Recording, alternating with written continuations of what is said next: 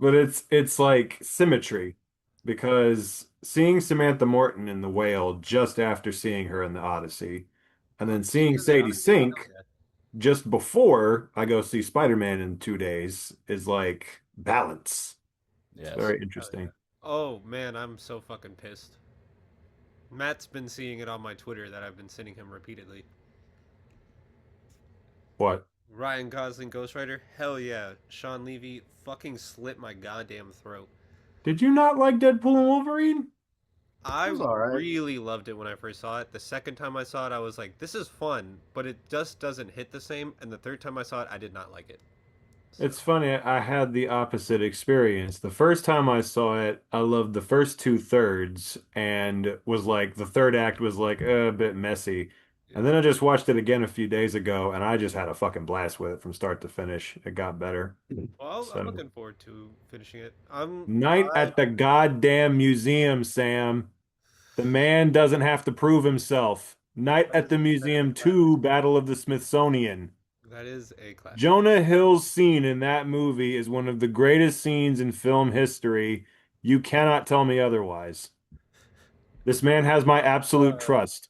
Speaking of, though, your comment earlier, are your spidey senses tingling, Jackson? Oh, yes, Because always. there is a Gilmore Girls actress that is coming to appear this episode on the podcast. Of course So there is. I am really excited about that. Is this I have a intentional or feeling just accidental? you're gonna try to Accidental. spend It the is not whole my rest pick. of you're gonna try to spend the whole rest of the season I am. doing this every one, aren't you? Yes, I am. Now at this point, I am. Just because That's the new one of streak. y'all's picks has someone. So Oh, Hmm. okay, okay. How interesting. I assume it's in Matt's because my cast is very small. this is my Gilmore Girls season. Mm. We have had Lauren Graham on before. Could be Ty Simpkins. I don't know. Maybe he was on it for a I'm gonna minute. pick Saw 6. You're gonna make me watch the first five, you fucking bastard. No, but 6 is the best one. So I've only seen the first one, so that'll be an interesting journey. I'm excited for I'll But pick Saw part 10, so you two. got to watch all of them. pick I, Spiral. what really cemented them as my love after the third one was I listened, and when I lived in Florida with it, with a YouTube commentary thing that comedy commentaries of movies, and they did the whole Saw franchise and the whole Twilight Saga back to back, and I watched all of that just back to back with those two dudes, and it just really elevated my experience. And I was laughing at Mm, things I never thought I would laugh at. interesting. By the way, Matt, I just gotta say this. Y'all are killing me. You gotta see this goddamn movie. I can't see it until I see it in the 70 millimeter, and it's You been so gotta long. I fucking need to see get it. in the I just bin. saw it again tonight, a few hours ago. It Now is so, I'm like literally until the movie is taken out of theaters, I'm going to keep going back to see it I'm like really as glad many at least times as it I has can. IMAX screens until mid August because I'm going to Maine next week. So it's like if I don't see it there because the nearest theater is 40 minutes away, which so means I probably won't. When I come back, that's probably when I'll end up seeing it. I'm just dying to talk about it with both of you. I want to get it on here so badly because I just know it's going to be a great discussion between the three of us. But yeah, it's like so good, as I'm sure you've heard. But now Spider-Man's around the corner, and I still got the Avatar movie to watch. So I'm I'm gonna looking have a forward to busy that. week. Yeah, Hmm. Good time for movies right now. hate that Yeah. it's only in theaters for 2 weeks and like 15 screens. Yeah, I still haven't really made my peace with the fact that they took it out of theaters. It's bullshit. David Ellison can suck a big fat fucking Trojan horse cock, is what he can do. But, I Michael, digress. whatever, and other name, dude name, y'all are goaded. We love y'all. Keep doing it. Who? The creators of Avatar, Oh, Mike and Brian. Mike and Brian. Yeah. Yeah, goated forever. Love them both. So.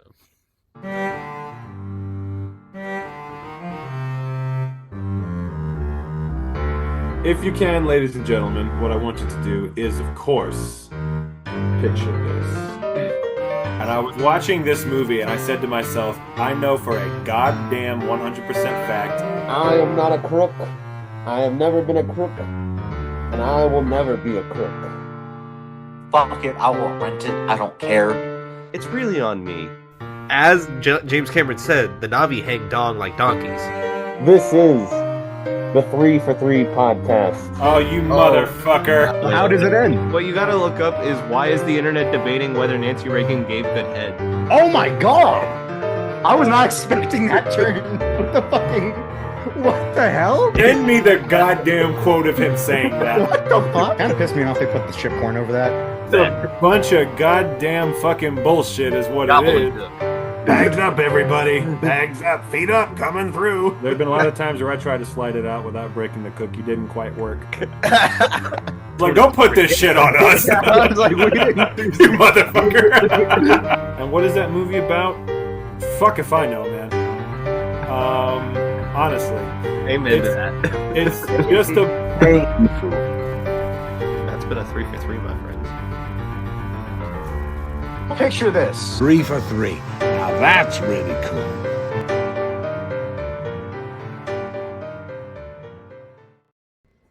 Welcome back, everybody, to a brand new, grimy, seedy little episode of 3 for 3. I am your host this week, Matthew Patterson, and I am joined by my two co-hosts, Jackson Workman and Samuel Holler. What up? And we, like I was saying, we just have 3 just disgusting little movies that just need a bath. All 3 of these movies just need a bath. And I think they vary a little bit in griminess, but they all are just, you know, they make you grossed out just a little bit looking at them at certain points. And they kind of go all over the place a little bit. I think I'm going to go in chronological order. So I'm starting with Sam's pick this week, which is The Fisher King. Oh God.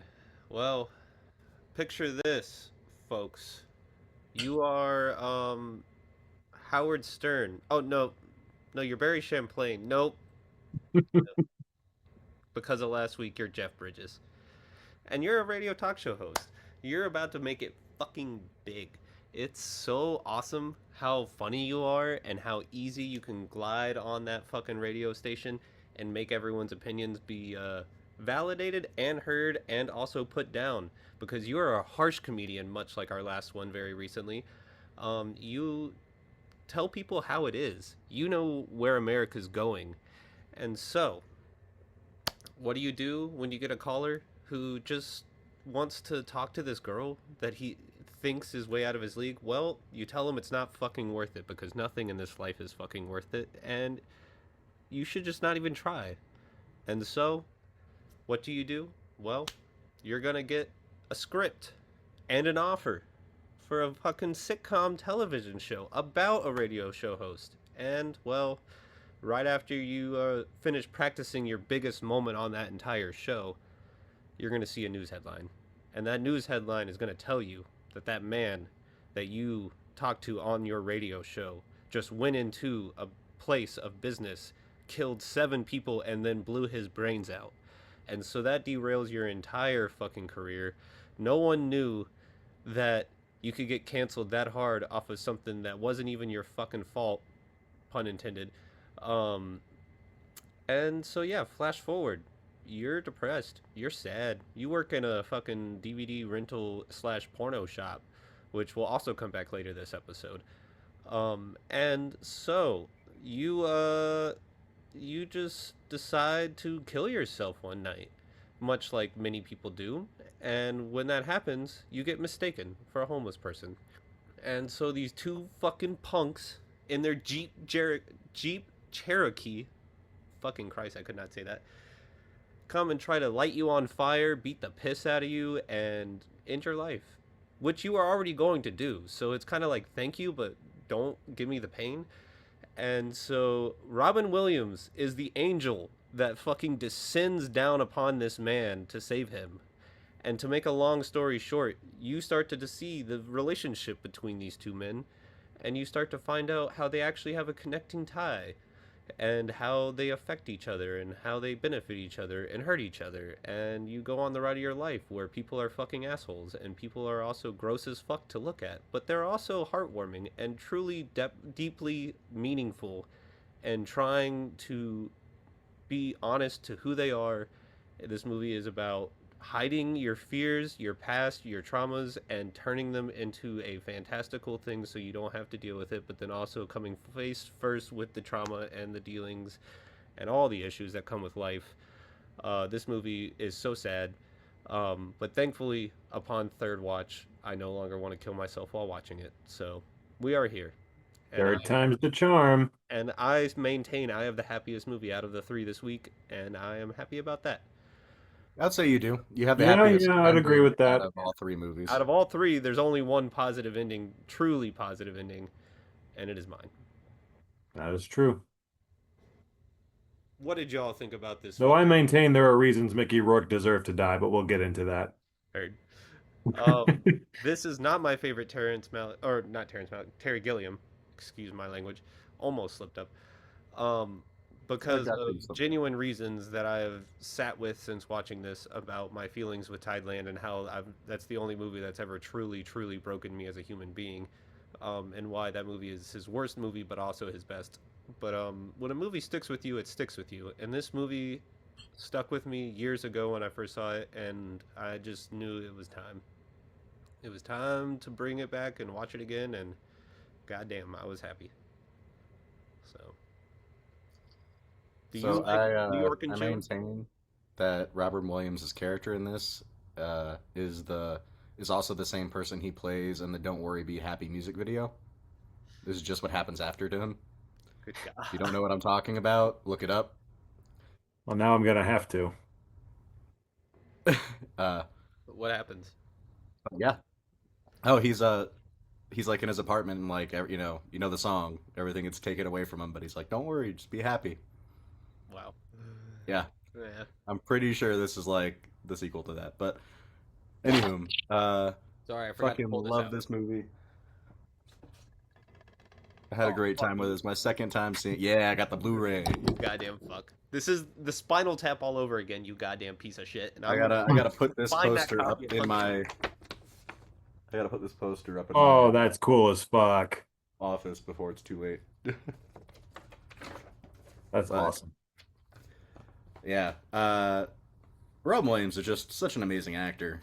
I feel like he can just do anything, and this really put it in there. Fortunately, this week I did not get Jeff Bridges confused with Beau Bridges whatsoever. That was nice. And also, I feel like I've very rarely seen Amanda Plummer in things that wasn't Pulp Fiction, so it's nice to see her in like an actual role. The scene, man, Terry Gilliam. I feel like out of all his movies, this scene has the most heartfelt scene I've ever seen in any one of his movies, which is when they're walking home, Amanda Plummer and Robin Williams, and he's just like she's like talking about what they're gonna do, and then he's like, "No, I'm not gonna do that because I want to have a second date," and it is the most heartwarming scene ever, followed by a very gut wrenching scene where he gets beaten into basically a vegetable. Uh, but nonetheless, this movie does have a lot of whimsy in it. The Holy Grail being a part of the whole plot of the movie is kind of nuts, and the fact that it ends up being real. Um, the way it's shot is just amazing. I love the shots, but this is kind of like par for the course with him. Like especially since we watched Brazil, I felt very much like an influence of Brazil in this, but that's obviously because it's him. But then like some of his other movies, like Time Bandits and stuff like that, are similar but not the same exactly. I don't know. These two felt very close. But I mean, yeah, and Jeff Bridges, man, he's say what you will, people just kind of shoehorn him into the dude, but he's really such a great actor. Like as we've discovered this season, especially with what were you gonna say, Sam? Sorry, I realized the another connection for all three movies is that the directors historically did not write the source material for these films, which they all had prior to making. So And characters are watching porn in all three movies. that as well, yes. Thank you. I'm So there telling is you, it's a seedy trio we got going on. that. Yep. Weirdly, wait, no, I guarantee there was some gay porn in this. Um, all three have gay porn, And also, Talk Radio was on the VHS shelf, but I'll let y'all continue. Sorry. Oh, sure, I didn't even notice that. But I don't know. I had a great time with it. This is my second time seeing it. I didn't really care for it too much when I saw it the first time, like back in the day. I didn't hate it. I was just kind of like, all right, this is all right movie. But I'm glad I have it, and it's a damn good movie. Jackson, I'll let you take it away. Well, yes, it was exciting for me to hear last week that we were getting Terry Gilliam back on here because I'm always down for some Terry Gilliam movies. And the last time we had him on was one of my absolute favorite movies we've ever had on here, Brazil. So I was very excited, especially when Jeff Bridges and Robin Williams were involved. And this is one of those movies that I had always heard about. Like, I knew it was one of his best known movies, but I knew absolutely zero about the plot. So I went into this like pretty blind. And man, did it take some fucking turns that I was not expecting. And I think it's hilarious that when you really think about it, this is basically just him doing Monty Python and the Holy Grail all over again, but much more serious and heart-wrenching this time. That, yeah, many similarities, of course, the Holy Grail and them being pursued by a knight. The Red Knight was quite a bastard in this movie. You just wanted him to go away. But I want all my addictions to go away. exactly. But as Mads Mikkelsen taught us, sometimes it's just not possible. Yeah, the addiction in this film is joy, benefiting other Mhm. people that are not yourself. I actually think the addiction in this movie is fentanyl, but subtext. There was some leans. Yeah, That's I who do you want to just know think is I want to the know what was in that little bottle that he was drinking when he first got with them. the little fat fairy people are the ones giving him the fentanyl. They're the true villains. yes. But yeah, the this was a fantastic movie. Of course it was. I mean, this is Terry Gilliam in his prime. He was going to deliver. It's interesting because I think it's the first movie of his I've seen that he didn't write, like in any way. And seeing him adapt someone else's screenplay, I'm like, okay, like this is interesting. This is you're just as good at this as you are telling your own kind of stories and stuff. And shout out to Richard LaGravenese, who's a veteran screenwriter, Oh, written a lot of great movies. Did a phenomenal job with this. So much of the dialogue in this is just fucking incredible, and just the characters, all four of the main characters five, I'll count Michael Jeter's character. All of them feel like real people, and I want to know how he got his voice that goddamn high. Like, was he dubbed or did he just manage to get his voice into that pitch? That was fucking impressive. He was a standout in this for sure. he's Um, my goddamn Udetsky. I don't give a fuck. Recently rewatched that, and he is one of two returning people this week from Open Range, and then fucking goddamn Tom Waits coming in and laying yeah, some that's brevity right. to the whole entire thing and just reality checking. Like, these are people who actually live this life, and like they are all individual, and he seems the most collected, and by the end of the conversation he is the most uncollected of them all. What a There's great little monologue he has too. It's so great. there's one person in each movie that feels like they truly belong in the universe. Tom Waits belongs in this one. Like I feel like that man just walked on a set. Mickey Rourke in Spun feels like yes, that is a person who exists. It looks just like him, sounds just like him, and looks just like him. And then Samantha Morton in The Whale. I feel like I wholeheartedly believe all three of these people are just in that universe. You could have fooled me, type of thing. Hmm. Yeah, like Especially if they Tom weren't Waits. famous, you just assume they were these people. Yep. But yeah, Jeff Bridges too. Honestly, like maybe his best performance I've ever seen. I know that's saying a lot, but it's up there. A definite return to form after last week. It's his third time this season, so let's see how far we can Uh-huh. break him. Well, he Um, didn't. He didn't do any jumps in this one, so he's Yeah. okay. well, he almost jumped into the fucking river, Yeah, but he he had stopped the himself. concrete blocks tied to himself. Yep. Almost But unrecognizable though, because he's so him young. and Pinocchio. So If he did it, he would have stuck the landing. There you go. But he's great, of course. One of his best performances, if not his best. Fucking Robin Williams, fantastic. Amanda Plummer, like you said, Matt, really cool seeing her in something that's not Pulp Fiction, where she really gets to like shine and like I don't know. She was again very, very believable in her role. And someone who we have not mentioned yet, who deserves, I think, maybe the biggest mention, is Mercedes Rule as Jeff Bridges' girlfriend. Oscar winner. Yeah, Oscar, the first of two Oscar-winning performances this episode, and extremely well deserved because holy fuck, like I I looked her up afterwards because the only other thing I've seen her in is she was the mom in Big. And I'm just like, what the fuck else has she done? I was like, I bet you anything she's a fucking theater actress just because she gives me that vibe. And sure enough, she's a Tony winner as well. Has done a lot of theater, and that fucking, says a lot because she very much strikes me as the type. And yeah, I got to give her all the props in the world. She took what would have been in the hands of a lot of other actors a good but not super memorable part and just made it one of the best fucking parts of It's the movie. like I think she Marissa gives Tomei and my maybe the cousin. best performance of the four, and she's just incredible. She gives Marissa Tomei and my cousin Vinny kind of vibes of I level can of see Who that. like. won the year after Yeah. this, by the way? So So the Academy was really into hot Italian women at this time with the really thick accents. fucking telling the truth and letting these men know that you're just fucking pussyfooting around. You need to fucking step up and become the man you are, and then also not just fucking leave me the second you get fame again.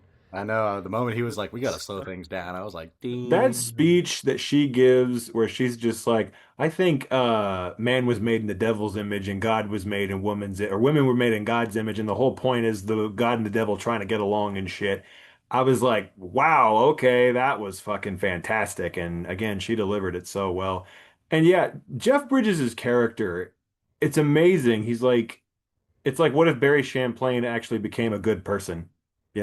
It's kind of, when the movie started, I was like, did we put on talk radio too? I was like, I swear I to was God, thinking this is that. Yep. like the same But fucking this one movie at the was beginning. based off of Howard Stern, supposedly. So Yeah, I thought that Barry Champlain was a lot like Howard Well, Stern they as put well. talk radio in the movie on one of the, apparently there's a VHS in the background, so I feel like they knew what they were doing. Yeah, I feel like they must have, but it felt like very, very similar vibes.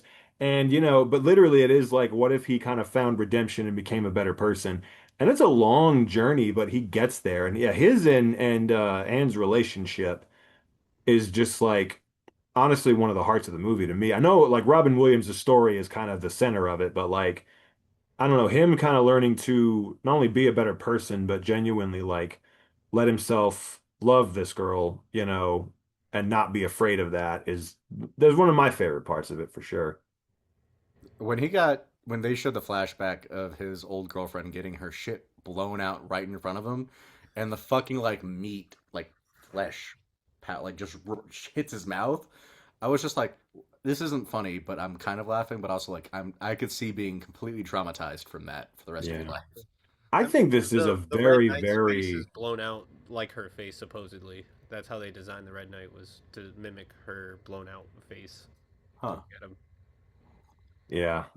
This is a very realistic depiction of trauma, I think. Like, I kind of low key related to some of the stuff Robin Williams was going through, just the way, like, he's doing okay, and then he sees the Red Knight, and like like you said, Matt, that was devastating, that scene where everything's going great for him, and then the Knight shows up, and he kind of just loses his shit. It's like, it'd be that way sometimes, like those. Every Some of month, the most, women have the red knight come for them. some of the Yeah, most that's a different shocking metaphor. fucking acting I've ever seen Robin Williams do is the silent scream that he just goes through every time he sees it, and especially when he's in the giant suit and his like legs are all baggy but like bend in a way. I'm just like, oh my good It's funny too god. because you can tell when because every Robin Williams movie I always try to look for where he's improvising. You can usually tell.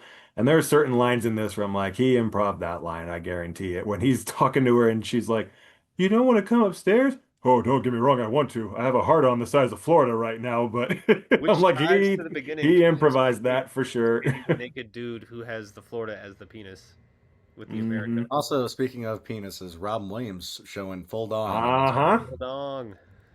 I thought they were Hmm. gonna All right, hide it with here the we shadow, go. and then all of a Now it's sudden it just Mere popped the up. Mere weeks after Maria Bello did it in A History of Violence, Robin Williams is following suit now. So maybe that's our theme this season. Full frontal. But full frontal. Eva Green will do it eventually. Yes. very smooth. And But then I'm picking Bad Lieutenant, baby. The scene where he was asking her while they were getting the suit for him was improvised as well, where he stood up on the table and was like, "I'm your man" and everything, and so like that that was makes sense. one of those moments. Um, Um, Also, yeah, I can and unfortunately I can see Amanda Plummer falling for a homeless guy. I don't know why, but that seemed pretty believable to me. yeah. Well, it was weird because like, yeah, that scene was whimsical where like he's standing outside her apartment, but I genuinely was also kind of like nervous because I'm like, you're basically admitting to her that you're a fucking stalker, and I Yeah, just was yeah. not expecting her to take it well. But then she kind of did, and I was just like, oh, okay, cool. He just admitted he's been stalking you for like a while, I but love it the was line. sweet because you know that he's, not he doesn't have bad intentions and stuff like that. Well, like I love the line he says where she was like, "I just sell trashy romance novels," and he's like, "There's nothing bad about romance and everything. Like this is like, it's his intentions are so heartfelt and so like genuine that it's like." When he approaches her with that, and you're just hearing him unfold that he has been stalking her to her, I was so scared that she was just gonna lose her shit on him and slam the door Me and too. stuff. Like my hands were low key over my mouth. I was just like, please, oh my God, no, stop. But then it was cool because she, didn't really react that way. But then things got fucked up anyway. Yeah, Yeah, I Which forgot I was was watching a Terry Gilliam movie. because Because I lo and was like, behold, literally, I was like, I've never seen any one of his movies that I've seen at least. I've never seen a scene like that one. That was Well, and like it's funny legit, because just like I've heartfelt. never seen because I'm sitting here thinking this is a Terry Gilliam movie. So there's no way that this is going to have a happy ending because his movies usually don't, like in any way, shape, or form. They're usually kind of nihilistic in a lot of ways. But not this one. Bro stepped outside of his comfort zone here and really gave us like a heartfelt. It's kind of like Benjamin Button with David Fincher. It's like that one movie where it's like actually really sweet and optimistic when he I doesn't still haven't normally do seen that. that. I know I joked about it last week. I still haven't seen Benjamin Button. You've never seen that? I've tried to repeatedly, but Stuart it scares Stuart, so I have not watched it since we were getting Oh into the my credits. God. Okay. So Wow. You just told me what I'm fucking picking this season. God weird. damn. That is a Fincher that is not on my Wow. list. That is my top priority is getting you to fucking watch that now. Holy, that's my favorite David Fincher movie. Oh shit, Like weird. honest to God. Okay. But yeah, it's cool whenever you see directors kind of go outside of their normal boundaries. And I The feel like he moment did. Also, one of the sweetest scenes for me is the scene, and apparently Terry Gilliam came up with this on his own. This wasn't in the script. Was the scene where they're in the train station and everybody starts like waltzing around the room and everything, and he's just following her and stuff. I was like, this is like really whimsical and kind of sweet, and it's also that Terry Gilliam thing where everything just kind of it's like a fantastical sequence of some like a lot of that stuff you see in his other movies, but I was thinking of it's that, more and wholesome. then the moment where Jeff Bridges is doing the heist to steal the chalice, and was like all of a sudden in that insane like homeless outfit while trying to do it. I was like, oh, this is Terry Gilliam. Like there And is the fact that no he doubt about just it. thwarted that guy's suicide attempt just by breaking into his house on that night. I was just like, what the fuck? This is wild. Bro also loves his fucking his handheld like really close up on people's faces, camera angles and shit. That scene in the video shop where Kathy Najimy jump scare, that was I was like, all right, this is a Terry Gilliam movie right here. Bro loves this shit. I just realized Harry Shearer made kind of he's in the Hall of Fame now because we've had I think this is his fourth Spinal Tap. We have Real Life. There's this and Was he in real life? hmm No. he was one of the camera people in it. Was he really? I think he might have Yes, been. Huh. I'm In trying that to case, think. yes, he is. There's another one that he was Mighty in. Wind. We had Mighty Wind on here. Damn. We did, yeah. God damn. Yeah, yeah. Okay. So yeah. It's funny because I recognized him the minute I saw him on the TV show. I was like, "Holy shit, that's Harry Shearer." Um, It's but yeah, funny. Actually, no, he was a co-writer on. He did not that's have an what I acting role. thought. He was a co-writer in real life. That's what I thought. Oh, But okay. it's funny because when I looked it up originally, before I put Albert Brooks at the end of it, the AI came up and said, "Yes, Harry Shearer is real in life." And I was like, "Are you fucking kidding me?" Um, Oh yeah, man. it's And so But it, so like warming, but also soul crushing, and then also like puts you in a place that is like this is disturbingly realistic to how sometimes people's lives just fucking fall apart off of one single thing that happens, and then the people around them who affected them deal with the guilt of that and whatnot. And so Jeff Bridges' character, while an asshole, I've really connected with him in his like pursuit of finally feeling peace as a human being. Because the line that he says that I attract shit, it just hits like a fucking brick to my head. So that's also a theme in at least one of the other movies is kind of terrible people who you don't think can be redeemed finding redemption. I thought you were gonna say bricks to the head, but who the That fuck too. finds redemption in Spun, Jackson? I said not all of them. I Oh, said I thought you two. said all. I heard all. My bad. I also said fuck two of you, them. Matt. I thought you said all of them, and I went, "What the Nikki's gonna fuck?" see I her was like, fucking child again, you goddamn fuck. "Huh?" Nikki is gonna find her child and see him and hold him again, you goddamn piece of shit. She redeemed herself. Hey, maybe so. You never Maybe. know. Last time we see her, she's in the best place she's been in so far. So, Getting some sound sleep. but especially after last week, I needed something like heartwarming, and I vaguely thought from my first time seeing this movie that Amanda Plummer was Robin Williams' child, and there was a creepy element to that. But I'm really happy to say that there is not. So, but I'm glad Well, you like this, Jackson. I, I, I yeah. did not know what I was gonna pick this week, and just I don't know. I took a jump on it, and I really am glad I picked it because it was a. I was enthralled the whole entire time, and absorbed in all the characters and their stories and where they were gonna go, how they started, and all sorts of stuff. So yeah, I was locked in, and it was, normally I don't, unless I have to, I don't start with the longest one of the three, but I did with this one, and I didn't regret it because, every moment was well spent, well earned, and that Terry Gilliam, he knows how to make a great movie. I mean, I don't know. He it is hasn't let me just down yet. I know he's made some less than great things, but I haven't seen any of them yet. I it's think the kind less of than great stuff is still better than most directors. It's just not compared to what he's used to. Yeah, still haven't seen the Zero Theorem, but I you love know, that movie. It was we'll crazy. see. I mean, at least it was So interesting. Like smooth. it wasn't boring. I wasn't like, "What the fuck?" I was just like, I can't imagine any of his movies being boring. That's if there's Don, anything, the if there's man from anything the he's. Don Quixote movie. I'm Oh, not gonna really? lie, that one actually got me. I was kind of sad. I was like, "Damn, this isn't as." I mean, maybe I need to rewatch it. But at the time, in the state that I was in, I was expecting to like love it, and I was like, I found this movie with Jonathan Pryce called Dough Man, where he is this Jewish kind of like elderly man who makes pastries involving marijuana, and I really want to watch it. Mhm. Interesting. "Hell yeah, love Um, me some good Jonathan Price." Somehow, though, this is not the most grimy movie this episode, which is weird because I Well, feel like it should be, and it has every right to be, but it is not. it's the least grimy of the three, I would say. Exactly. It has I'd some say it's grimy moments, no doubt about it, but yeah.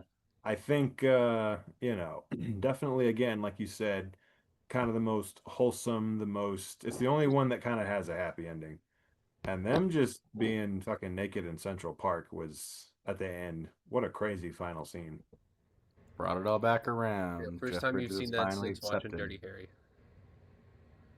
Tell you what. First time you've seen that since watching Dirty Harry. Uh, Yep. Well, we do wait, have 2 minutes and what? 15 seconds. The killer is in Central Park and fucking Sam, gets Dirty stabbed Harry in the takes place leg. in San Francisco.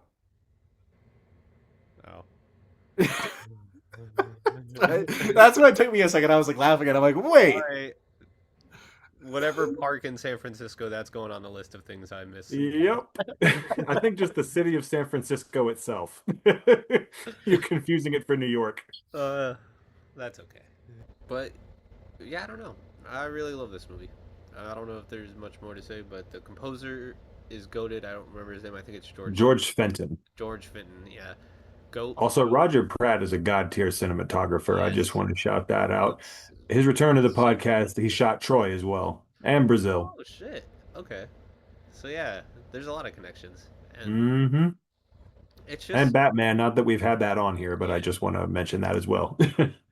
It's Okay. funny that you say like you hear it mentioned because I feel like a lot of the times this is just nowhere near on any like Terry Gilliam kind of list or like No, I swear to God, this is one of like when people talk about him, this is always like the third or fourth movie that I hear about. Like I always have known it's one of his like most well-liked movies. I just did not know a thing about it ever. Didn't know what it was about. So it was cool finally seeing it, seeing what it was all about. And that's the thing I got to say too is like it's such an original story. Like I can't say I've seen a movie with a story quite like this, even though I was making fun of how it's Monty Python and the Holy Grail, but serious, like other than the obvious, it's a Holy Grail and there's a knight, the actual story itself is really, really unique and, impossible to predict where it's going. I could not possibly have predicted the places this would go to and all the different facets of it and everything. So would I you watch appreciate it for that. would you watch the sitcom spin-off Home Free? Oh, he froze. Fuck. He's home free. Yeah. Would you watch the sitcom spin-off Home Free, Jackson? There's a sitcom spin-off? No, that's the thing that they pitched to Jeff Oh, the Bridges thing about that the homeless people. I don't know if it's called Home Free, but something along those I lines. think it was like something like that. Yeah. maybe so I remember getting really pissed with a off. random John Delancey cameo in there. Yes. Yes. Random as fuck. Movie has some great cameos. Forgive me for picking Stick It, even though I love that movie and I will fight you. See, if till we the hadn't earth picked on Stick it. It, we wouldn't have gotten to here. It's in the lead on the polls, so like go fuck yourself. I knew Every that movie was step, going to be the lead in the every polls. every step is a journey. And Sam, you can laugh now, but I'm catching up to you. Also, did you post it in the Judd Apatow forum yet, Sam? I posted it in the Seth Rogen and Adam Sandler, not the Judd Well, you Apatow. want to know Post in something? the Judd Apatow one. You want to know something? Troy was in dead last for a long time in that poll, and now it's tied for first. You son of a bitch. I'm catching up to you, and now Jackson, don't worry, I finally, haven't voted yet. finally, at long last, Xenon Z3 is in second place. It's not in last anymore, baby. So The funniest I moment think to we're me getting this some week people was actually watching, which is nuts. I can posting die happy now. the funniest thing to me was posting the thing to Reddit this week and into the classic films Reddit for the train, and the first comment which we got in like 5 minutes of it being posted was just no period. Just like oh god, We got to get used to the hate comments. They're going to flood in. I mean, I love it. yeah. At least the We people did it's lose a catching people's subscriber eyes. recently, Damn. I wonder So- who said what. but that's okay. Yeah, It's gonna Maybe happen. they really definitely like from Stick the It. last 2 or 3 episodes of the. Maybe it's the wheelchair hate. I'm sorry, guys. I do think it was the We'd 4th of stop July the wheelchair episode. hate, though. I do think it was the 4th of July episode that tipped the scales. It was after that one went up. But you know what? Haters gonna hate and ain'ters gonna ain't. Fuck you, TikTok. And anus gonna anus. They hate us because they ain't us. Yep. There you go. Anyways, that was not the quote I was going for, but better one. Let's land on that one. Well, do we have anything more to say about the Fisher King? Fucking watch this shit. It's heartwarming, but also soul crushing, as I've said repeatedly. It really walks that line delicately between those two. The scene with them in the Chinese restaurant was fucking heartwarming as shit. I love that entire scene. Mm-hmm. It was so sweet. Fighting over broccoli. Indeed. Well, now that we've moved on from our happiest movie, I think we should move on to our grimiest movie, our seediest movie, our most energetic and fucked up movie, in my opinion. Maybe not most fucked up, most energetic, that's for sure. The one I can't wait to hear what Jackson's thoughts are, because either way, I think it's going to be funny. My pick this episode, which is none other than Jonas Ackerland's Spun. Yes. Starring a stacked cast. Jason Many Schwartzman. returning actors. Yes. Jason Schwartzman, John Leguizamo, Brittany Murphy, Mina Suvari, um, Patrick Fugit, Mickey Rourke, goddamn Eric Roberts, Oh yeah, one of Debbie the Harry. funniest roles he's done. Yep, Debbie Harry, Peter Stormare. He's in this, and the biggest jump scare And that probably should Alexis have. Arquette. Yep, Shout Alexis out. Arquette, and probably the biggest jump scare out of anybody in this movie, Lil Joshua Peck, for one good minute. Now we got to get Mean Creek on here. Yes, I would love to. this movie is probably pretty harrowing if you come from this certain lifestyle. Pretty fucking funny if you don't. And all around, just a manic, crazy vignette of a movie. Directed by music video director Jonas Ackerland, who has since done more movies, but also did Shout out Beyonce's. Small Apartments. Yes, Small Apartments is great. He did Beyonce's Formation, whatever that. Not that was one of them, but he did her visual album back in like 2016.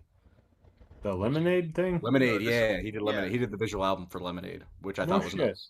Yeah, That's bro, odd. like I say what you will about this movie, I think it's very well directed for especially the trying to get you in the mindset of the characters, which it does. It makes you anxious as fuck. It made me like I remember when I saw it with Sam the first time. It was like COVID times. We took some shrooms, and I went into this blind, like Jackson, how you went into Fisher King blind. I went into this blind. I'd heard of this 2 days before, looked it up, put it on, had no idea what I knew it was going to be like kind of about, but I didn't know to what extent. And Jesus, this is just a ride. People screaming at each other, highs and lows. Nobody's redeemable. They're all just assholes. And just some great editing, some crazy ass lines. World record Very- breaking editing. Yes. Disgusting as fuck. Like grimy, gross. You feel the scene that got texture. I would never want to live in any one of those places. Like the fucking bathroom just has like dirt in it. And there's so many things I could talk about as far as like how I thought this movie was very creatively interesting. Is it the best movie ever? Hell no. But do I have a fun time when I watch it? Yes. I'm here for it. And I don't know. I mean, it was so written by two people who basically shadowed like a meth dealer, I think, and some people who did meth, or they just had their own experience. I can't remember the One of the writers was Jason Schwartzman in real life and based it on his real life experiences, apparently. Yes, that's what I remember about it and being like, oh, this makes sense. This makes it more realistic to me. I mean, it did feel very realistic in a sense because there are some things I've definitely heard before, like I've seen before. I'm like, yep, this actually tracks. It's crazy because they took like Mina Suvari from American Pie, they took Patrick Fugit from Almost Famous, and they just made him so gross and disgusting, and I really enjoyed that. And Jason Schwartzman, who has never, to my knowledge, never played a drug addict in others. I mean, he might have, but this was my first time seeing him like actually act and not just be himself. And he was killing it. I mean, I know he's acted in other stuff, like as far as acting goes, but I always feel like I can see Jason Schwartzman in it, like especially funny people, stuff like that. I'm like, I kind of see you. I guess when I was like, damn, he's going for it. Mickey Rourke feels like he just fits right in, and all the side characters too, they build up. And this movie's just kind of hilarious if you look at it as comedy, which it's billed as. I think I found this one the funniest the most. Like the other times I've watched it, I was kind of looking at a more serious light. This one I kind of thought it was fucking hilarious at That's points. funny you say that, Matt, because I used to think this movie was hilarious, and this watch made me realize how fucking serious this movie is. And I don't know, maybe like I wouldn't say, I mean, Spun's a meth term, but being caught up in something so much so that it starts affecting the rest of your life, I've felt since watching this that time during COVID, in a way that this movie struck a deeply, like, fuck, god damn, nothing in this world is worth it kind of way. So, Well, I remember when he first like kidnaps the girl, because part of this movie, Jason Schwartzman. So the plot of this movie really is Jason Schwartzman trying to get some smack. He ends up being a driver for Mickey Rourke, who cooks all the meth, and then it's this huge swirl of watching everyone basically get thrown in jail. And when he eventually he goes to a strip club and sees this girl that he's been seeing, brings her back to his place. They get fucked up, and instead of just letting her go after he ties her up during sex, he just leaves her there and like takes her hostage basically. And that first time he took her hostage, I was like, "This is fucked up." 4 times, yes. I was like, "This is fucked up." But then this time I watched it and I was kind of like laughing because I was like, "This is just ridiculous." Especially when he's like, "I got your favorite. You ready?" And then just like hits it and this is fucking like crazy rock music. I kind of just like was like, "That's fucking hilarious." I finally got to the point where I was like, "This movie's kind of funny." Not kind of funny, but it's it's got its points. And there were some edits that I noticed this time that I hadn't noticed before that I was like, "This is hilarious." Like there's one thing where like the dude on the TV screen who's wrestling, like they show his face like going like right when something wild happens, and I was just like, "This is good shit." I picked this because I'd already ruined last week's streak, and so did Sam. So I figured I had nothing to lose doing it twice in a row. And I already kind of figured Jackson probably won't love this movie. If at all, might be like, this is the biggest waste of time I've ever seen. However, I am very curious to see what he thinks about this, and I will unpack more of it later because there's a few more things I do want to say. Or maybe I'll let Sam take it away first, even though you already said something. But if you have anything more to say, Sam, get it out now. Oh man, fucking shout out Eliza Bocanegra, one of the 2 gas station liquor store attendants, from doing this role and getting her Gilmore Girl role immediately after, and fucking using this to book her fucking performance. Holy shit, Mickey Rourke's monologue, halfway through. It's not what the pussy could do for you. You gotta ask yourself what you could do for the pussy. Is one Can I of the just say greatest real quick, monologues to ever you exist. can't. Mickey Rourke is basically just playing himself. I can see him doing and saying every single thing he does and says in this movie in It's real just life. so baffling because he's such a bastard the whole entire movie, and then he has that line, that small monologue when Jason Schwartzman finally crashes out and is asleep in the car, and he's driving him, and he was like, "I'll pay you 6 months worth of fucking smack to drive me to this place," and he didn't even end up driving him there. And then he's like, "I once caught my mother drowning a litter of puppies, and she said it's because I can't take care of them, and I wish it was you, as I wish I could do the same for you as well." It's just like, Jesus fucking Christ, this is so gut wrenching. My favorite part is when he pulls his fucking teeth out in the car to Jason Schwartzman. He's like, "We're gonna go to get some porn," like with his fucking like teeth just out. I was like, kind of like, I'm pretty sure. I want to say, I could be wrong. That could be makeup, but it damn near looked like that was Mickey Rourke's actual teeth, like false teeth that he pulled out. And I The was like, Brittany that's the Murphy case. monologue, that's like David Lynch-esque, is disturbing as fuck and gave me nightmares. The funniest moment in the whole goddamn thing is Patrick Fuge, or whatever his name is, his mom watching the kind of cops parody, and it was outside of her own house. And then the fucking echo that you can hear between the TV and the actual recording, Yeah. I thought was hilarious. And the cops also being on the same fucking meth that the characters are on as well was just an absolute fucking twist. This movie is just deeply dirty, disgusting, and vile, and just horrible, but god damn it, John Leguizamo had the balls to say, "I will not film this scene nude, put a sock on my cock." So And he's like, hell just let me yeah. get one of your balls, man. Just let me get one of them. I also have to say that going from the Odyssey, seeing him giving the best performance of his career, to watching him jack off in a tube sock while talking to somebody on the phone, having fun. Debbie Harry on the the phone. talking to the neighbor, Dyke, Dyke bike neighbor, Dyke, who's also a sex that offender. breaks Yes. out the handcuffed thing, which I've deeply sat with for the last week, is how fucked up it is that he taped her mouth and eyes shut. Like, it's one thing if you leave her handcuffed and leave.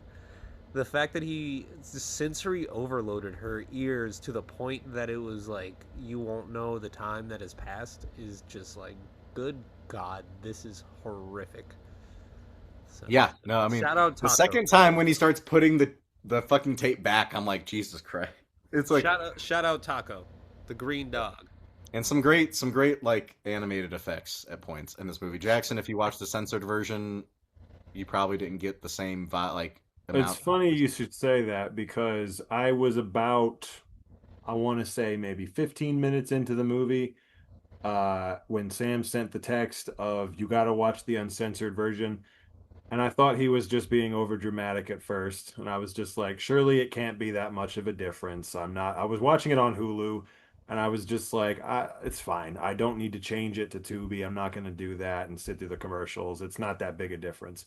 And then, like, it genuinely was like censoring everything, like blurring it The out. whole And I was like, all right, entire this is fucking actually like really fucking chunk. obnoxious. He was right.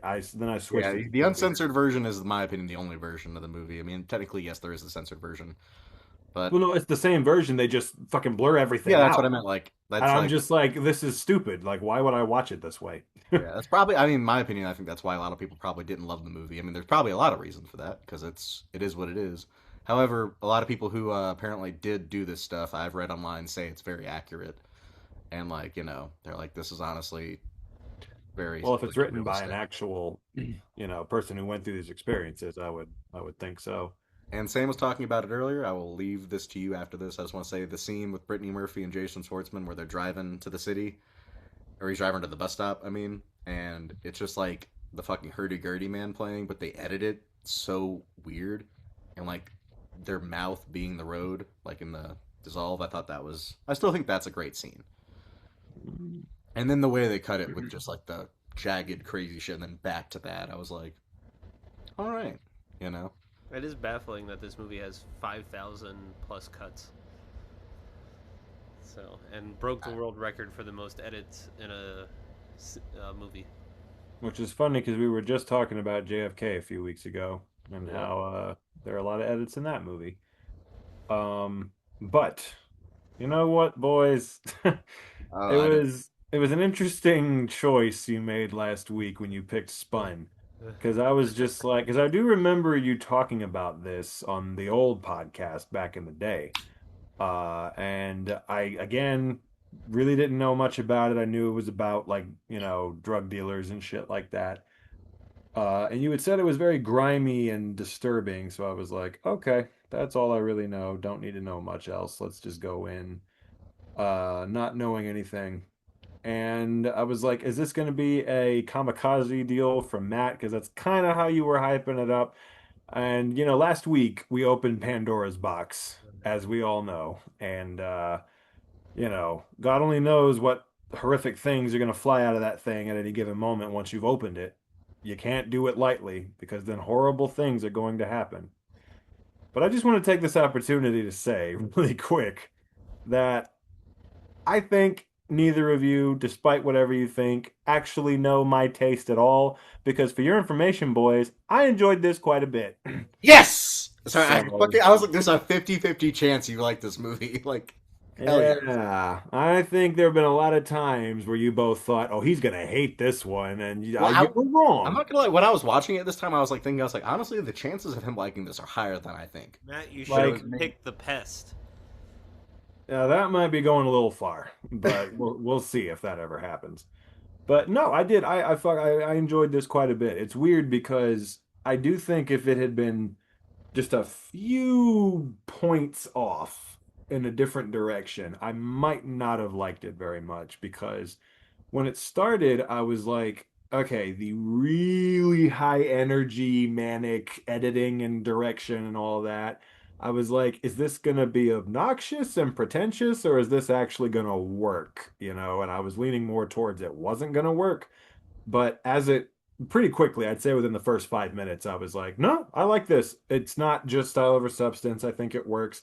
I think the movie has, first of all, it is very funny for a lot of it. I think Sam, you oversold how disturbing it was. I thought it was fucking hilarious, to be honest with you, for most of it. I wasn't really that disturbed by it. I thought it was funny. I mean, there are obviously points that are, So wait till you it's, try meth. yeah, fair enough. Out of But the three of us, I think I'm the only one who has. So You probably there, are, but that was an accident, though, right? it Because that was was an in. accident, and I didn't know what I had. inhaled secondhand until my barber told me, burning laundry detergent. Oh yeah, that's meth. Your barber. That's such an interesting detail of the story. It's Meth and a Florida for you, haircut. baby. 2 bits. Broward County, as a fucking goddamn bully taught us. Oh, this was in Florida. Oh, never Yeah, mind. Yeah. That makes complete Yeah, sense no, then. this was yeah, Sam. This was years ago. I see. Yeah, I think Sam technically is the only person who's done meth. Then I mean, Then you get it. yeah. it's easy to get hooked. But yeah, I think again it's really funny. I did like the style. There were a lot of points where honestly the direction and the editing were like kind of making it even more interesting for me, like energy wise and just visually and stuff. And I don't know, I think like again, it's it's a movie where again in the hands of less capable people, this could have been just kind of a boring, just like what the fuck are we doing? This is just style of a substance, there's no point to it. But I think it's like a very interesting look at just the day-to-day lives of these fucking meth addicts, and what they're going through, and just, how kind of darkly funny it is. Like the stuff with the cops was fucking hilarious, and the stuff with, John Leguizamo jacking off in the tube sock and Mina Savari taking a shit on the toilet and all that. I'm just like, this is funny. Just the situations that they all get into are very funny. Them in the porn shop, and Shout out Rob Halford from Judas Priest being the porn shop. yep. Didn't know that till after the movie. But and everyone's doing a great job. Brittany Murphy, honestly, I thought was one of the standouts. I thought she was fantastic. Jason Schwartzman and John Leguizamo, Mickey Rourke, and everybody I thought was killing it. And it's weird because so much of the movie I was like, oh, this is like a weird little dark comedy. And then there were parts, particularly in the last like 30 minutes, where I was like, wow, they're actually really like that whole sequence where they're driving down the highway at night and they're tripping the David fuck Lynch out. That stuff was really with effective. the I was like, crossfade visuals over their faces. it did feel very David Lynch-esque, which might just have influenced what my pick next week is going to be. Oh, So, but yeah, we'll but I see. just love I love the like the Yeah, what street, the like fuck is they put it, they positioned it correctly where like they're talking and the freaking road is like coming straight out of their mouths. Hmm. I was like, I was like, that's great. The That whole shot thing. of Jason Schwartzman's eye as he remembers her being handcuffed and screaming, and then zooming back out to him, like pretending like nothing is going on at all, Yeah. fucks me up. And then just I don't know, the scene with there were one of the things that like won me over, like in addition to it being really funny for a lot of it, was it was also very heartfelt, in like a sincere way at points. Like the scene where Jason Schwartzman and Brittany Murphy are talking to each other as she gets on the bus, I thought was like honestly pretty sincere. And the scene, like that scene at the end just came out of nowhere and clobbered me, where Mickey Rourke gives that little monologue about the puppies in the bathtub. That was the moment where like officially I think it's fitting because I think that's the last dialogue in the movie. And it's fitting because that was the scene where it just completely clicked for me, and I was just like, this is a really good movie. Like, wow, you guys stuck the landing. You didn't go off the rails at any point. Like, because I was with it. I was very invested in everything that was going on up until that point. But that was the point where I was like, okay, you know what? I'll give you props. This isn't going off the rails at any point. You stuck the landing. So, and Mickey Rourke too, was really, really, really good in God this. And, damn, what a real man. One of my favorite things is when well, like they're watching the TV with wrestling, and Mickey Rourke just goes, like, like I don't know why that just gets And me I just every love time. that Eric Roberts is watching the exact same fucking clip. yep. Yep. Little Because the whole details. time I was getting a little like homosexual vibes from Mickey Rourke, right? Just a little bit.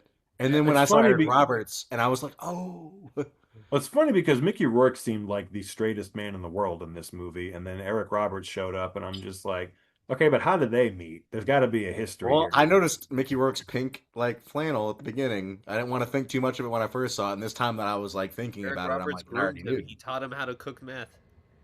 Probably. And you know what? If you don't got those front teeth in your mouth, I bet it feels really good. Danny Brown knows that.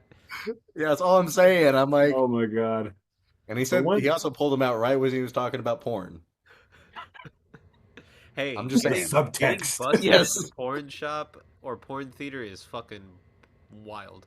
When he says getting fucked in a porn shop, Yeah. it's like, I also love the part where he and John Leguizamo are next to each other in the jail, and he's just like, "We're friends, right? We're friends. Yeah, yeah, whatever." And then the minute he gets out, "Come on, you're gonna get me out too. We're friends, right? Yeah, bye bye, you little cockroach," or whatever he calls him. And I'm just like, I "Wow, think it's just fitting doesn't because when care." they were in there, he was like, "I'm not Spider Mike right now." It's like, okay, so you're a different bug, and he calls him the cockroach, and I'm just And like, the whole scene with Patrick Fugit wearing the wire, getting shot in the balls was fucking hilarious as well. And I knew we were in for a very crazy time when I saw in the credits music by Billy Corgan, and then he has yep, a cameo as the doctor at the end. I was like, "Oh wow, bro. this Yeah, is the music shout in gonna it be out is interesting." fucking Larry great. Drake though as the veterinarian too. Yep, Yep. So, that was random. I don't know this movie. I will say, like every time I see it, like you're talking about Jackson, you like, is it going to go over the top with the crazy editing, right?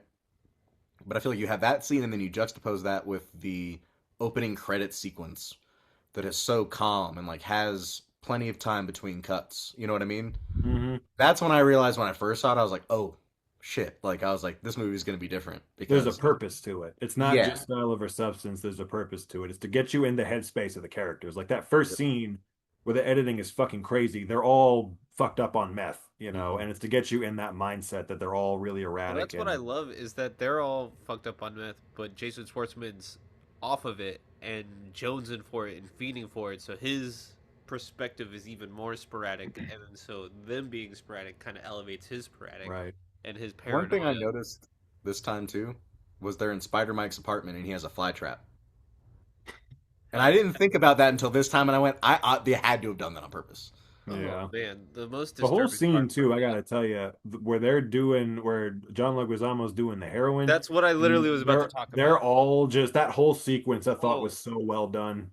and that was the producer's arm that they shot for that scene, and I'm like, I did that's hear how that. a fucking producer produces a film. They put themselves into the worst moment possible, so your actor Well, you doesn't. know all about that, given our little documentary, but Indeed. Sam shot up like 4 or 5 times. It was getting out of hand. at least Jackson said we still didn't have the shot. It was out of I'm focus still last paying for the time. rehab bills. It wasn't quality in, it was comfort in. Okay, because I got Yeah, comfort when you're in the Quality Inn, Matt, that's all you can do is just shoot up to forget your troubles. in. Yeah, When Bo but is afraid is after you, then that's all you can do. God, yep. I've been thinking a lot about the scene in Bo is Afraid where the cop is like pointing the gun at him, losing his shit, and he's holding the I've been thinking about the fact that my life literally is that movie at work right now and has been for a good minute. just But saying. It's yeah, crazy. very relatable that movie.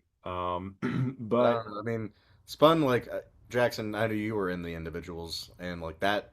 When I was writing that movie, somebody in my screenwriting class said, "This movie reminds me a lot of this movie," and I never seen it or heard of it before. And so I was like, "Oh, bet." And then all of a sudden, I saw that, and I was like, "Well, this is kind of the movie I'm writing. I need to like lean into this and not like like lean away from it." And I was like, "This yeah, movie's legit." I will say Glad you fucked with so. I did. I really. I was surprised that I liked it so much because I was like, I'm not kidding. From the first 5 seconds of this movie, I was like, more than any other movie we've had on this podcast, I was like, this is a fucking Matt and Sam watching this on their couch, high as fuck, and like the summer of 2018 Un- or whatever the fuck, just Unfortunately, like, disturbingly transcended beyond reality. Oh, we were I on will never shrooms, watch this trip like again. yeah. on shrooms, Yeah. and No, it was I the figure like I craziest was thing like ever. I can already imagine this is like a movie they both have watched high as fuck before, if not multiple times, and so I was like, okay, well, I'll stick with this, see if it's actually worthwhile. And it honestly won me over pretty quickly. And there were, I'm not gonna lie, there were points like, you know, where it did kind of feel like it was written by an edgy 15-year-old, just like the What Mickey Rourke's monologue about the pussy. I'm just like, this is like made something me a think of 15-year-old a would write, Freeway, but like the like style and like vibe and the writing and the characters and just the level of like Americana that is disgustingly like upsetting, but also But that's the thing really too. trying to benefit their lives and change their lives, and they just can't because they're stuck in this goddamn cycle. Well, Because they're that's the thing too, is fun. it did feel like, again, these were all real people. And it makes sense that the guy who wrote it was himself a former addict because I don't know, it felt very believable to me. This whole little subculture that they're portraying just feels very realistic and very, I don't know, not fake. So, in that sense, it definitely feels like it was written by a person with experience. And overall, again, I just appreciated like each of the characters were interesting and unique, and I was invested in each of them to a degree.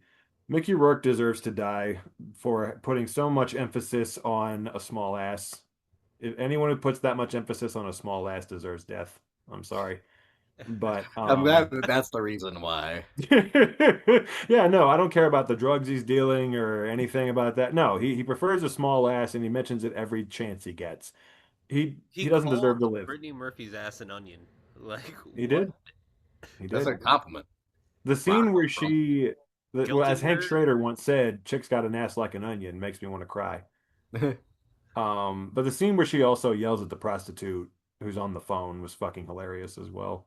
I Yeah, wrote there's like that part. there's just so many funny moments in this movie that it's funny because before I think I was maybe too much into like just out of like doing hard drugs to the point where I was like, oh, this is kind of real, and now I'm just like, I'm too far past it. This is fucking great. Yeah. And then low key kind of like just a little heartbreaking that scene where he finally meets his girlfriend again and she's just like, "Are you fucking on crank right now?" And He's he's like, like, you owe me "No, money. no." That's all I she Yeah. wanted was used the to like 200 bucks he owes him. I used to be able to Mhm. excuse his greasy ass fucking non-washed hair because I was always worried about everyone else in the movie not washing, and then coming to the realization when she's pooping and the Reese's cup poop comes out that like, oh, their bathtub is full of like bottles and trash and other shit, so like you're not fucking bathing. But him like pulling his bangs to the side repeatedly at that moment, I'm just like, fucking take a bath, you goddamn dirty fuck. Well, I will say this again: Jason Schwartzman playing so out of type in this movie, but does kills it. I think I have this on my letterboxd. A good double feature for this is Rushmore and then this. This When is you just him pretend. after Rushmore, Yes, you just pretend this is him after Rushmore. 1000%. And his neighbor, uh, I think was very much just like she knew that, his girlfriend was in distress, and she said, "One way or another, I'm gonna find you. Find you. I'm Wait, gonna did get she you, say get you, that? get you Get you one one way way Oh or wait, oh, okay. I another. was like, I'm gonna honestly, if she find said that, you. I'm gonna fucking lose it. Because also the I fact that her name is will Deborah Harry drive in the past credits. your house." What? I love her That name is was wild. Deborah Harry in the credits, and it's It like is they're really funny trying to though fool you. that You're like, Hmm. who's Deborah Harry? they tried to hire famous porn actresses for that role. Ron Jeremy is in it. Well, Come, apparently the first person they wanted was He is Madonna. about to enter the Hall of Shame on this podcast. He has not been here before, as far as I know. I we feel did the like he Boondock Saints has. 2, not one. Oh, okay. Yeah, He's in the nice Boondock try, Saints. He's in the Sam. first Boondock Damn. Saints movie. He's a Okay. pretty big That's character. why And then my brain. if I pick my my stiff competition movie, He's in that. then yes, he would be on for 3 times Okay. if Boondock Saints 1 was there. If we ever get to 100 subscribers, Stiff Competition will be on the show. Yes, and we will talk about straight porn. Well, I won't be talking about straight porn, but it's gonna be Quirrell 2, Quirrell in your ass, and it'll showcase where I really We feel. got to get the porno that Mickey Rourke bought on here. Yeah. Yes, oh, that's a porn tape. Yep. No, that's a fucking video right there. Amen. Like it had all those different categories. Asian dudes Like with huge cocks, chicks with yeah, dicks. Chicks with dicks. yeah. Like what? How much Sign for the me up. masterpiece? Just like, I don't know. $30. What the fuck? Sorry. I watched Again, the every line out of his mouth I can see being something he said before. and I Yep. just love how they establish him being such a shitty person from the phone call from the beginning. It like it's Mickey Rourke, but you don't see him, and you just see like the meth equipment, like cooking and everything, and Jason Foreman warning him, being like, "You should open a window, like it's getting too smelly in What? here. No, I'm glad you fucked with it, Jackson, because I was kind of unsure if you would. And, when I was Never watching it think this that you time, know me, boys. I had My enough in tastes mind. are unpredictable. Unpredictable. Well, I'm glad I showed you the movie, because I feel like you would have never seen this movie if I had not picked it for the podcast. Like I said last week, you'll never see me coming. No, I'm glad you picked it because I doubt I would have ever really watched this on my own. So, and that's always been one of, the joys of the cast for me is, you guys introducing me to stuff that I either have never heard of or would never really have, sought out on my own. So, it's a And nice little thing that I can say that I watched. in honor of Mickey Rourke and Eric Roberts being in something, I'm picking Expendables 2010. Not the Pope God, you Grenade, fucking not bastard. the Pope Grenade Don't trilogy. put me Shut through up. that again. I'm joking. I'm joking. I'm I actually not can't. picking either one of those movies. If you want to Picking pick Expendables Expendables 2, I am 2. more than down with that. Yes. Fuck no. That's the only one I kind of like. Just so y'all know, I'm gonna get Jean-Claude Van Damme on this podcast, one way, shape, or form. I just need I to can't find the believe right you movie. haven't already. I can't believe we've done 91 episodes and you haven't had him on yet. It's kind of baffling. Expendables 1 is the best one, but okay. I'm not going to argue with anybody about that on this podcast. What did you It's say was the best one? we can get into that at another time, I feel. No, I'm not picking next week or the season. It's going to be like season 7 if we get bored. If I'm bored, I'm like, fuck, I need to argue. You're just feeling confrontational that week. Yeah, that one I know we're gonna lose. I'm gonna. Well, I'll pick not American Beauty as well. We're not gonna get just it. to keep the actress and actors coming back to this show. Jackson, I would struggle for. I would love for you to try to find a movie me and Sam are gonna hate as much as you probably would hate Expendables and American Beauty in the same episode. Well, that's the thing is like, because I'm trying to do my 99% run this season, but it's hard to pick something that you guys will actually hate. So that's going to be the challenge. That's what I gotta And also, aspire to. getting me and Sam to hate the same movie is probably not easy because I think we That both too. hate different movies. That is the That big too. challenge. Yeah, like we don't have like an agreement like, oh, we both hate this movie. Usually It's funny like, because I've done it I before at hate least this, and I'm like, twice. "Oh." I've done it at least twice. So with Nine and Amelia Perez. So I well, can do it. yeah. La Aventura was another one. Yep. I don't think But did Matt hate we're that ta- one? I didn't hate it. I just didn't love it. I Like remember him agree with not what you guys talking were saying. positively. I did not I like mean, it. none of us really liked it, but I didn't think anyone I think hated I was it. probably the most nice out of the three of us about Also, it. fuck you, Matt. But- I think I forced you to pick Materialists, but I fucking hate that movie. And love it at the same time. I was about to say we'd have to replay the episode. No, Sam definitely said many times that he loves that movie. So nice oh, try. I love Sam. it. But Jesus fucking Christ. I mean, again, I'm just saying. Beyond like, the Black we gotta play the Rainbow as episode. well. I feel Yeah, like That Yeah, was one. I mean, I think you can't. There's no formula for you. There's a formula for us. It's very easy. yes, very true. We're like we got money in the bank, so you got to like kind of gamble. Well, again, you don't know what I'm gonna like. This is the proof of that. See, Well, if you said what was it, Expendables? If you were like, I really like the Expendables, I would be surprised. Same thing with American Beauty. I'd be on the floor. I'd be dead of a heart attack. oh no, American Beauty. If we ever do that, that will be the death of both of us. Like, We'll all be screaming. yeah, that will be if we do either American Beauty, Natural Born Killers, or God forbid we do a Moulin Rouge rematch. That would be like, Oh, man. No, because the Moulin Rouge rematch is going to be Strictly Ballroom, which is going to be in Season 5. So. No, actually, no. The Moulin Rouge rematch should be if we can get a Patreon going. We need to start a fund, and it's to take all three of us to France fund, so we can all go see Moulin Rouge in real life, and then watch the movie again. And Hey, that's the whole episode. Now y'all have given me a pass because John Leguizamo is on this cast, so fuck, I gotta bring him back. No, it's not even doing a Moulin we have Rouge. to go see Moulin Rouge. Like we have to go like to the show, like vlog that. Well, And because then- Matt, it's funny because when we did that whole thing before, you still hadn't seen it. Have you seen it at this point? Yes, Okay. I watched it with Sam. I think on Shrooms Yep. when we were. Yep. And I was like, Yep. and I also get us to France. Just free trip to France. Robin Williams improved his own dick. Hey, at least Jeff Bridges got naked at the end with him. It's like the ultimate bromance. You can get naked but not jerk each other off. Okay, well then yeah, that's a true bromance. So, Yes. Spun. If you guys haven't seen it, watch it. Definitely watch it. High or drunk, probably a little better that way. But Jackson even watch it vouches sober. for it. Yeah, watch it sober, And see how you feel, and then get an addiction, and then it's a very much a midnight movie. It's either a midnight movie or like a 3 to 6 p.m. movie. You really got to pick the two. It's like you either watch it super late at night or you watch it like in the afternoon because it solely takes place in the afternoon quite a bit. And that last shot, I don't know if I mentioned it, but the last shot of Jason Schwartzman just asleep and that, just exploding. They didn't need to show Mickey Rourke fucking up. You knew what he was gonna do. yeah, this is the season of endings where characters blow up or blow something up. Because we had the trial, we had the train, now we have Spun. Hey, We're I would starting to argue that in this next movie we're talking about, a character blows up at the end too. be...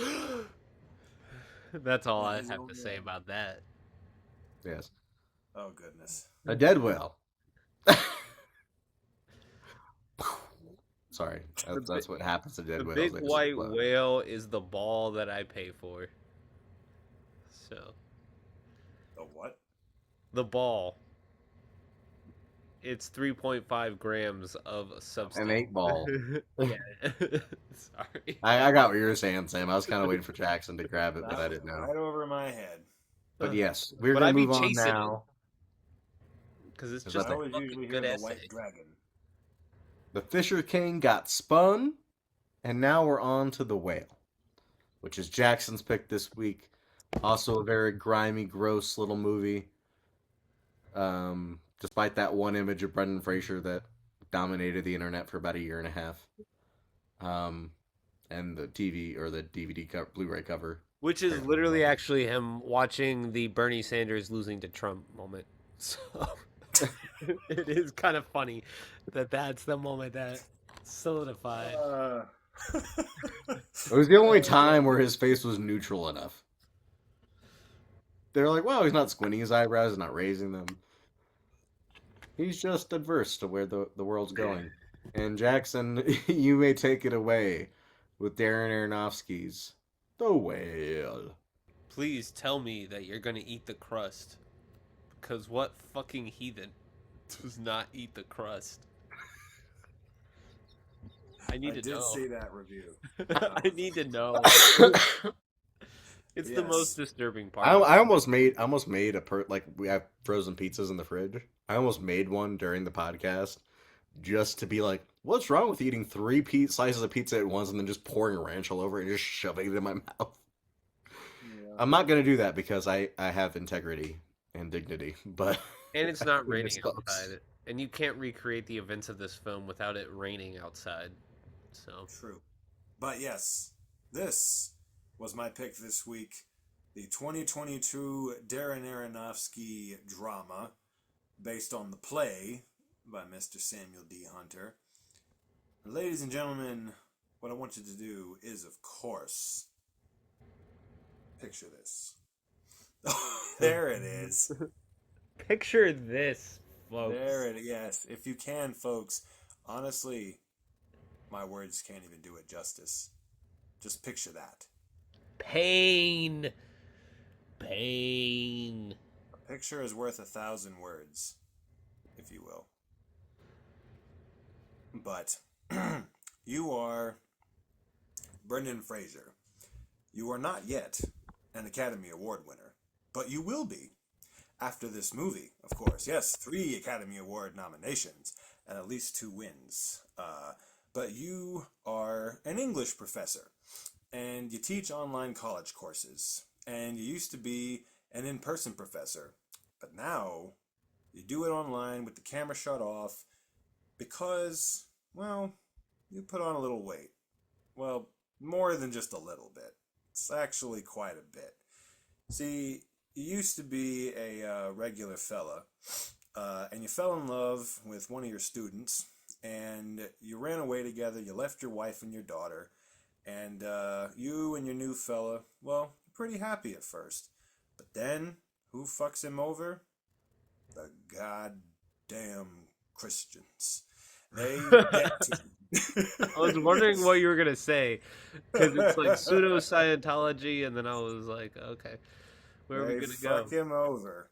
And because you see, his boyfriend was one of them once, and he always was one until his death. He wanted to be one, but because he was gay, they kicked him out of the church, and they wouldn't let him be one, and it fucked him up. It took a toll on him. It took such a toll on him that he ended up drowning himself, and this caused Brendan Fraser to suffer an enormous amount of guilt. He ate his feelings, so much so that he is now 600 pounds. He is morbidly obese. He can't get around without a walker. Things aren't going very well for him. He hasn't left his apartment in years. He can barely even function. He's only got one friend who's his nurse, played by Hong Chow, of course. But, you see, he gets some bad news. He finds out that he's got congestive heart failure, and he's probably got only a week left to live. So he's got to try to make things right. He's got to try to contact his fucking daughter. And who is his daughter? Well, I can tell you, I've seen some stranger things in my day, but none stranger than Miss Sadie goddamn Sink. But yes, and she's his daughter, and well, let's just say, she's a little pissed off, because she hasn't seen him since she was 8, and he walked out on her. And, she's become a little bit of a sociopath, let's just be honest. Kind of evil a little bit. She's doing some diabolical things. No, she's just honest, bro. He doesn't believe that. No, she's just like Angelina Jolie in Girl Interrupted, apparently. She's just honest. She's definitely a wayward child, let's just say. She don't care about her goddamn education. And he's going to try to help. Edumacation. And he's going to try to help her with it, you know? He is going to try to connect with her before he dies. And he's going to try to help her do well in school and find passion and love for something, by God. And in the midst of all this, you got some other characters coming in and out of the apartment. You got Mr. Ty Simpkins, which is weird to me. This is the first role I've seen him where he's grown up, and it's fucking strange. He is a missionary from the same church that claimed the life of Brendan Fraser's boyfriend. And he is trying to convert our main character, Charlie. He's trying to convert him to God before he dies. And then, of course, we have Miss Samantha Morton as, his ex-wife, who comes in to, kind of help him deal with the situation once she finds out what's going on.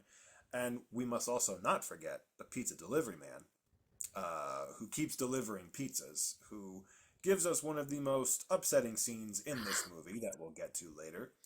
And The scene that of course, fucking upsets me more than the ice and fucking Departed, so. And then there's the bird. That's a very important character. The bird who keeps going to the plate outside. And, it's heartbreaking, it's devastating, it's emotional, it leaves you erect by the end. It's a Darren Aronofsky movie, goddamn. It does not leave me erect by the end, Jackson. Fuck off.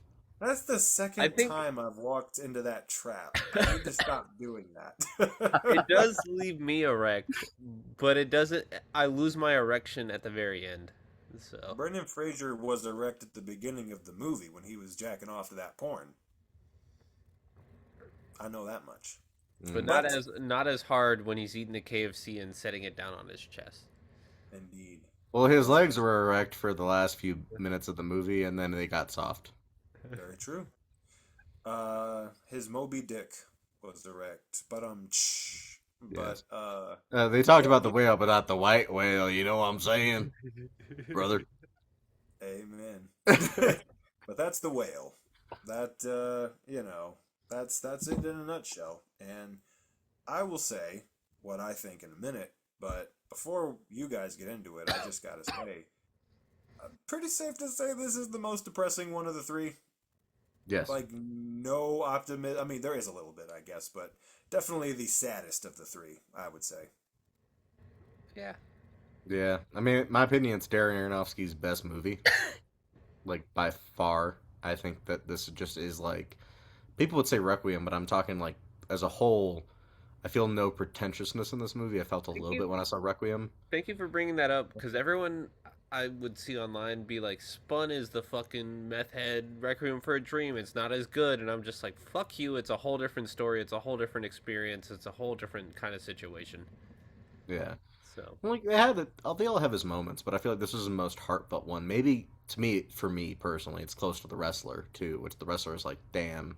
But this one has more hope than the wrestler does. The wrestler is very nihilistic at the end of the day, which is why it's like every time you watch a movie by him, you got to remember that.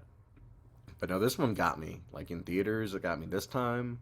A little bit different. Like it felt like when I was watching Spun, I was like, I've seen this one, I know, but this time watching it just felt different to me in a sense where I was just more depressed.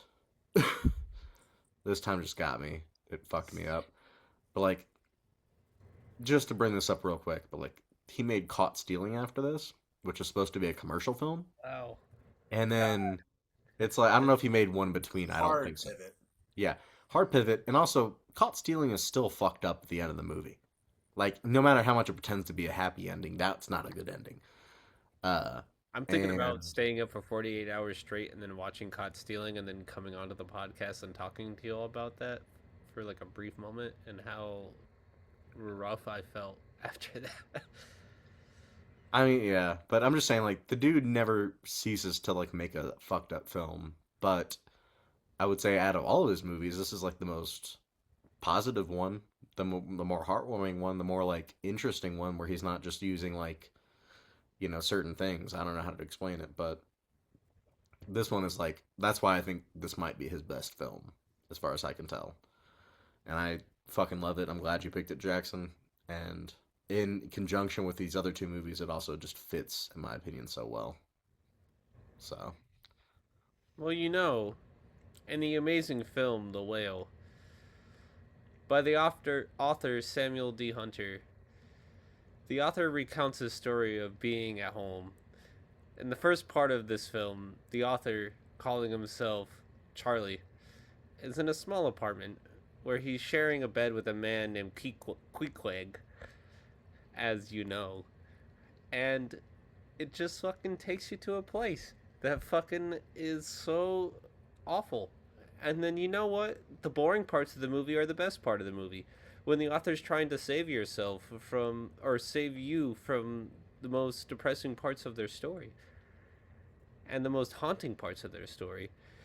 And in the course of the book, the pirate, fucking known as Charlie, is missing a leg, aka his fucking ability to walk, because this movie is the goddamn interpretation of the goddamn book Moby Dick, is very much wanting to kill the whale, aka his depression, aka his life, aka the fucking mistakes he made in his fucking existence.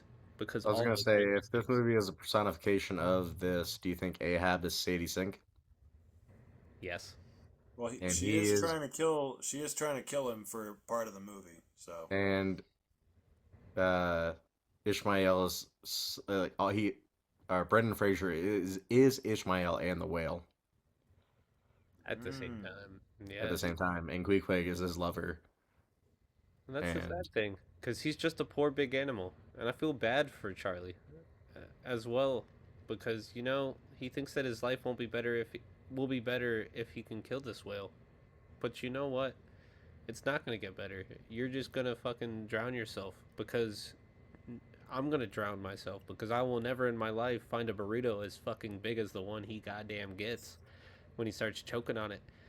I thought that was a meatball sub. Oh, it was probably a yeah, I meatball thought sub. it was a It was a sandwich. meatball It was sub. a meatball sub. I actually paid attention this time very closely to the sandwich he had, because I went as a former fat person. I need to know, like, Sam, was it what I?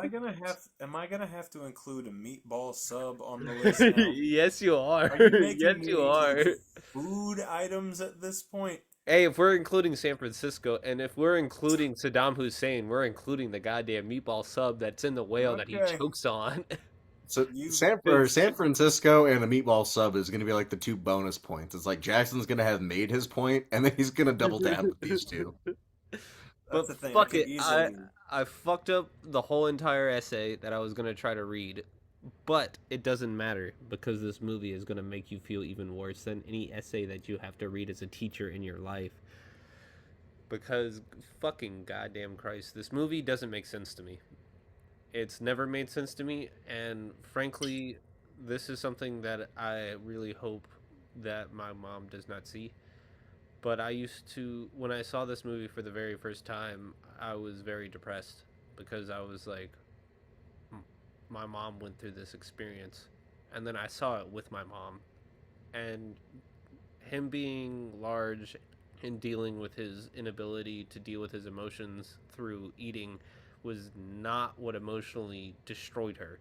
It was the shame that he felt through communicating through the like lessons without his camera on. The shame of him not being able to accept Christianity into his life because he was gay. Like the things that she emotionally connected with, and then immediately having to drive 3 hours or 5 hours from Charleston back to Greensboro, North Carolina after having seen this and thinking about the things that I thought was what was emotionally destroying in this film were not for the people who I thought this movie would connect with really confused me. And then this time watching it, I'm still very fucking confused because this movie is so fucking good, so fucking soul crushing, but I don't fully understand what is preventing him from benefiting his life. And that's, I guess, the point of the goddamn movie. Like, I don't know. It's so good. Say your thing, Matt. I have something to say. Samuel D. Hunter is a faggot. Darren Aronofsky's retarded. I hate everyone. And I am all of the above. Check because I love this goddamn fucking movie in all of its facets. The most destroying scene in this goddamn film is the fact that he binge ate all that pizza but did not eat the goddamn fucking crust. And hey, I'm a sucker for a Three Musketeers, but I would fucking destroy all of those if they were Butterfingers, so go fuck yourself. I get why he threw them back in the drawer. Shit, it's fucking crazy. Nothing is as haunting as him fucking standing up for the first time and you seeing all the bruises and like veins in his back as he's fucking standing up with his walker and everything. This movie is soul crushing, and this is exactly why we need the father on this goddamn podcast as well as My Left Foot, because films that are plays that transcend being a play and becoming just real life is exactly how you fucking do a goddamn play to movie. And this movie fucking does this. I watched this in the middle of a thunderstorm, but and it was amazing because this whole entire goddamn fucking movie is taking place in this apartment where it's raining the whole goddamn time. I love this movie. This movie is purity at its fucking simplest and its largest, and then the middle ground. And I fully stand behind the idea that Brendan Fraser had his final stroke and fell face first onto Sadie Sink and crushed her to death because that is what happened. I mean, honestly, that's not a big, it's a fair point.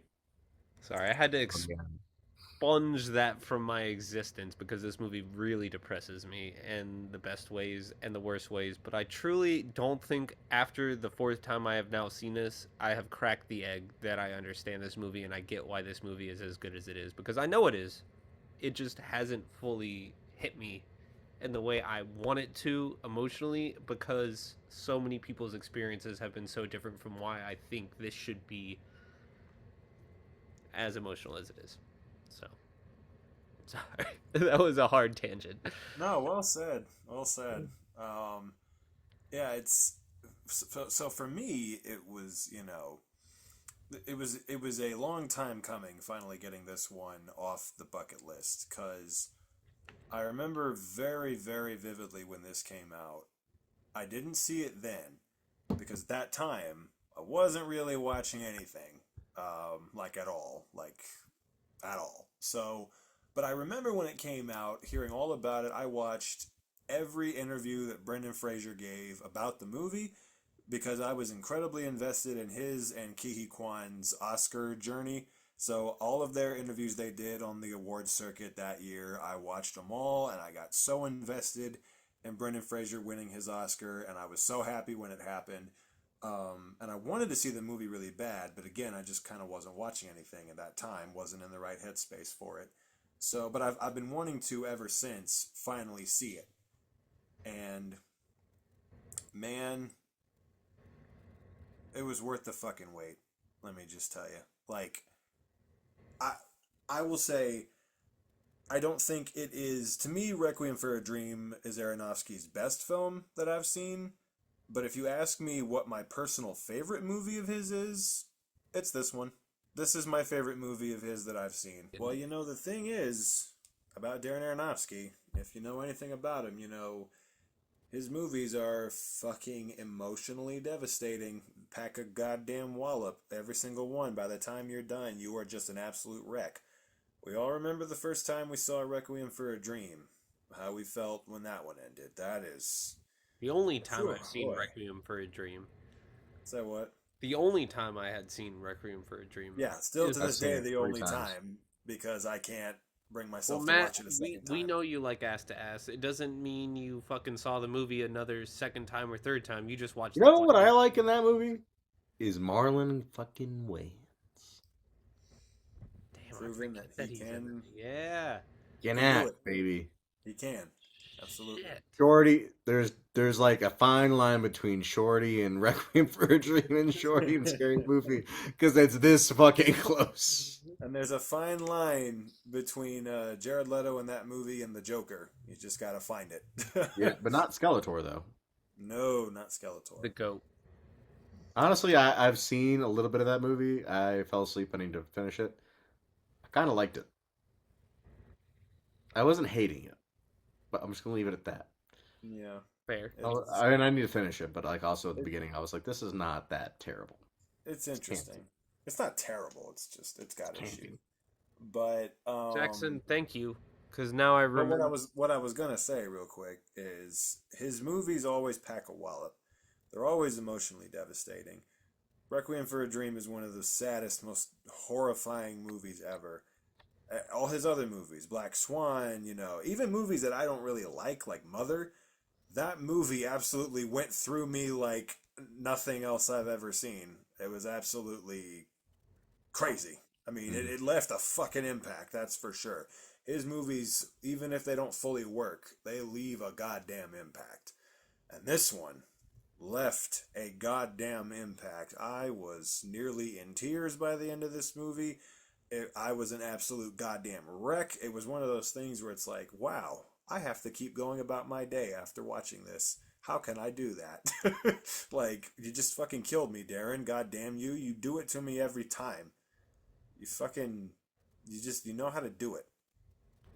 Caught Stealing is so different than any of his other movies. Because that movie also has, like, moments of genuine sadness, but nowhere near, it's so much more lighthearted than, this movie, there's just almost no joy, no light. But that's why I love how, in spite of all of the darkness and all of the awfulness and all of the tragedy and the sadness, motherfucker found a way to end it on kind of an uplifting note, where it's just like, he does find a way, against all odds, to appeal to her humanity and get through to her. And you can see that she genuinely cares at the end.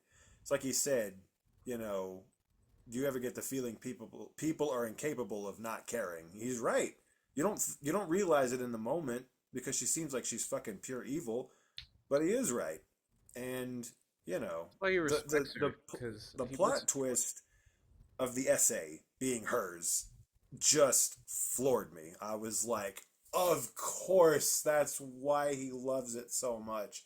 That, again, like Mickey Rourke's little monologue in Spun, that was the moment where it just clicked for me. And I was like, okay, wow, yep, I get it all. This is, Thank you, Jackson. Amazing. Because from the first movie onwards and seeing it 2 other times, I went in with the idea that she had written the essay, so it never felt like an important thing after the first time. But you're right, that is a ginormous momentous moment in the story, is his trying to reclaim this kind of sense of honesty, and his like telling his students to like just write me something fucking honest, and why he's willing to accept her for the things she's posting on Facebook and whatnot, because fuck Facebook in the face. But she was honest, and she fucking said things that are real for how she was feeling, and I like this movie emotionally pushes you to these characters who on paper I feel like you just can't remotely grasp or understand, but they give you so much information in the process that you begin to love every single character, especially Ty Simpson. Thank you for By the end, I did hate him. Like Oh yeah, yeah. I felt sympathy for him most of the way through, and then by the end, when he's just yelling at him, "You're fucking disgusting," I was like, "All right, fuck you, you little shit, get Like, the fuck out," you know? Hong Chow, though, I don't know if we brought her up yet. Yeah. Such a fucking great actress. Like everything I've seen her in, she just gives it her all, and I'm like, yes. Fantastic. Like even downsizing. It's so wild to me that that was the movie that I first saw her in, and Oh yeah, you need to see you can't Wuthering really Heights. go. You can't really go down from there. It can only go up from downsizing, and I just like that she has gone up in so many good. I mean, that in places. the menu, her in the menu is so Oh good. God, I forgot she was in that. Yep. She was so good in that. Oh my God, she's in the Sheep Detectives too. I need to see that. Yeah. So, and Wuthering I still haven't Heights, seen. and then the Watchmen TV I show. was about to say I still haven't seen Watchmen, but I heard she was great in that. Wuthering Heights made me want to kill somebody. That's okay. So would I. If I went to the movie with the promise of Margot Robbie titties and didn't get any, I would kill. I watched this on TV and I was mad I wasted my time. You didn't waste your time. Fuck you. There is nothing good about that movie. There is. This should be the next debate on the cast. I was about to say, you want to get me and Sam in a fight? Pick Wuthering Heights. I'll just sit back. I'm and gonna watch come this. so hard for that movie. I mean, like the first 10 minutes are good, maybe 7, and then it just goes downhill from there. You'll just see my face pucker into fucking ass face from the Preacher TV show. I was thinking you were gonna do the frowny face from Obsession. Oh, I can't. Oh, you said we were gonna have a good time. This is not a good time. Mutual. No. Don't me just do being like, that. Yeah. Thought we were having a good time. That's literally what Sam's gonna do when I shit on that movie. Yep. We might need to get. Fuck. I might pick Wuthering Heights for the finale. We'll see. That'll be the best. Oh man, I low-key want to do it now because that would be hilarious. But yeah, the whole thing it's weird because I didn't know the direction it was going. But once that happened, that last little bit, I was like, because after she fucking gave him the Ambien and was threatening, Ty Simpkins, I was just like, oh man, I don't think there's any redemption for her. She's just pure evil. But he managed to get through to her, and it's And I believe him. She accosted him and outed him as this person to get him to go back home and figure out his life. Like, she did that for a good reason. Like, I stand by I it. extremely did not think so. But by the end, it does leave you wondering. You're just like, well, did she? Because there is goodness in her, deep down. And I know he says he let it get out of control for a while. I think he always intended to do this. Why else would you get a house on the second story and do this to yourself? Yeah. That I think he knew what he was doing from the very beginning and just wasn't. He lied a little bit. One of the reasons I love Ty Simpkins is the moment when he freaks out, locks himself in that room, and sees Charlie's dead boyfriend's Bible, and the page he opens to, just like the way it connects with that is so like you're constantly believing of a higher existence and never met with that energy through. I mean, this is controversial. Christianity is what it is, but I feel like you are forced to push yourself to such lengths and you are not met with this existence until you die. And so the fact that his boyfriend killed himself and never achieved this existence to the point that her Hong Chao's like father like doesn't even talk about him in this thing, and to the point that he did not know that she was related to him and everything is like the shame that comes behind this, the shame that comes behind being overweight, the shame that comes from being gay. Like there is so much weighing you down in this film that when there is a brief fucking second of uplifting existence, you kind of like you go for it, you elevate, you rise with these characters, and that's why I think the ending fucking hits. Because I don't know, him dying or not dying, I think he finally felt the relief in his life of I now can be who I want to be as a person because my daughter is willing to talk to me. Is a heavy, heavy thing that is important to this film. Well, in two moments that devastated me, of course, as I said, the moment when the pizza delivery guy finally sees what he looks like and kind of like recoils in disgust, I was like, wow, it's like that, huh? Like, goddamn, that was upsetting. And then going off of what you just said, the part where he's confronting Ty Simpkins and that line he has where he's like, I hope that there's not a heaven so that he can't see what I've fucking done to myself. The idea that he can see me like this is just devastating. I was like, what a fucking just devastating line. You know? And I'm just like, the whole thing is just, I don't know. It's so intimate and it's so human and it's so just like every line, every moment, every interaction, it just builds and builds a little bit at a time to where when you get to that last scene where he's walking towards her and then the light comes and he starts to, you know, it's done its job just perfectly to where you're just a wreck. You know, you're just an absolute wreck by the end. And I just, because you have come to care so much about him and his redemption and his relationship with his daughter. And it's, I don't know, the whole thing just, and I gotta say, we haven't even really talked about it yet. Brendan Fraser giving the performance of his career in this movie, I mean, it lived up to all of the hype that I had heard and then some. He absolutely knocked this out of the I'm park. still surprised that you have not seen this until now. Yeah. I wanted to see it so bad. I'm telling you, I watched. It's like I'm not gonna say like we all knew this, but it's like when we all saw this movie, everyone was I like, know. I mean, now we know. I watched every interview he gave in that awards season. I was following him the whole way. I just never watched it. I didn't watch anything that year, really. Like only a small handful of Kind of movies. funny. But it was worth the wait, let me tell you. I mean, god damn did he just... Yeah. And here's the thing, and I've said it before. This man was always capable of this. People just didn't give him credit for it. Because they just saw him as the Mummy, they saw him as George of the Jungle. Bro was always capable of this. He just never always got the opportunities. He did sometimes. He did Quiet American, he did Gods and Monsters, he did plenty of movies like this. Blast from the Past? Yes. Sam showed me this movie, and honestly, when I saw that, there was points where I was like, I see it. I see it.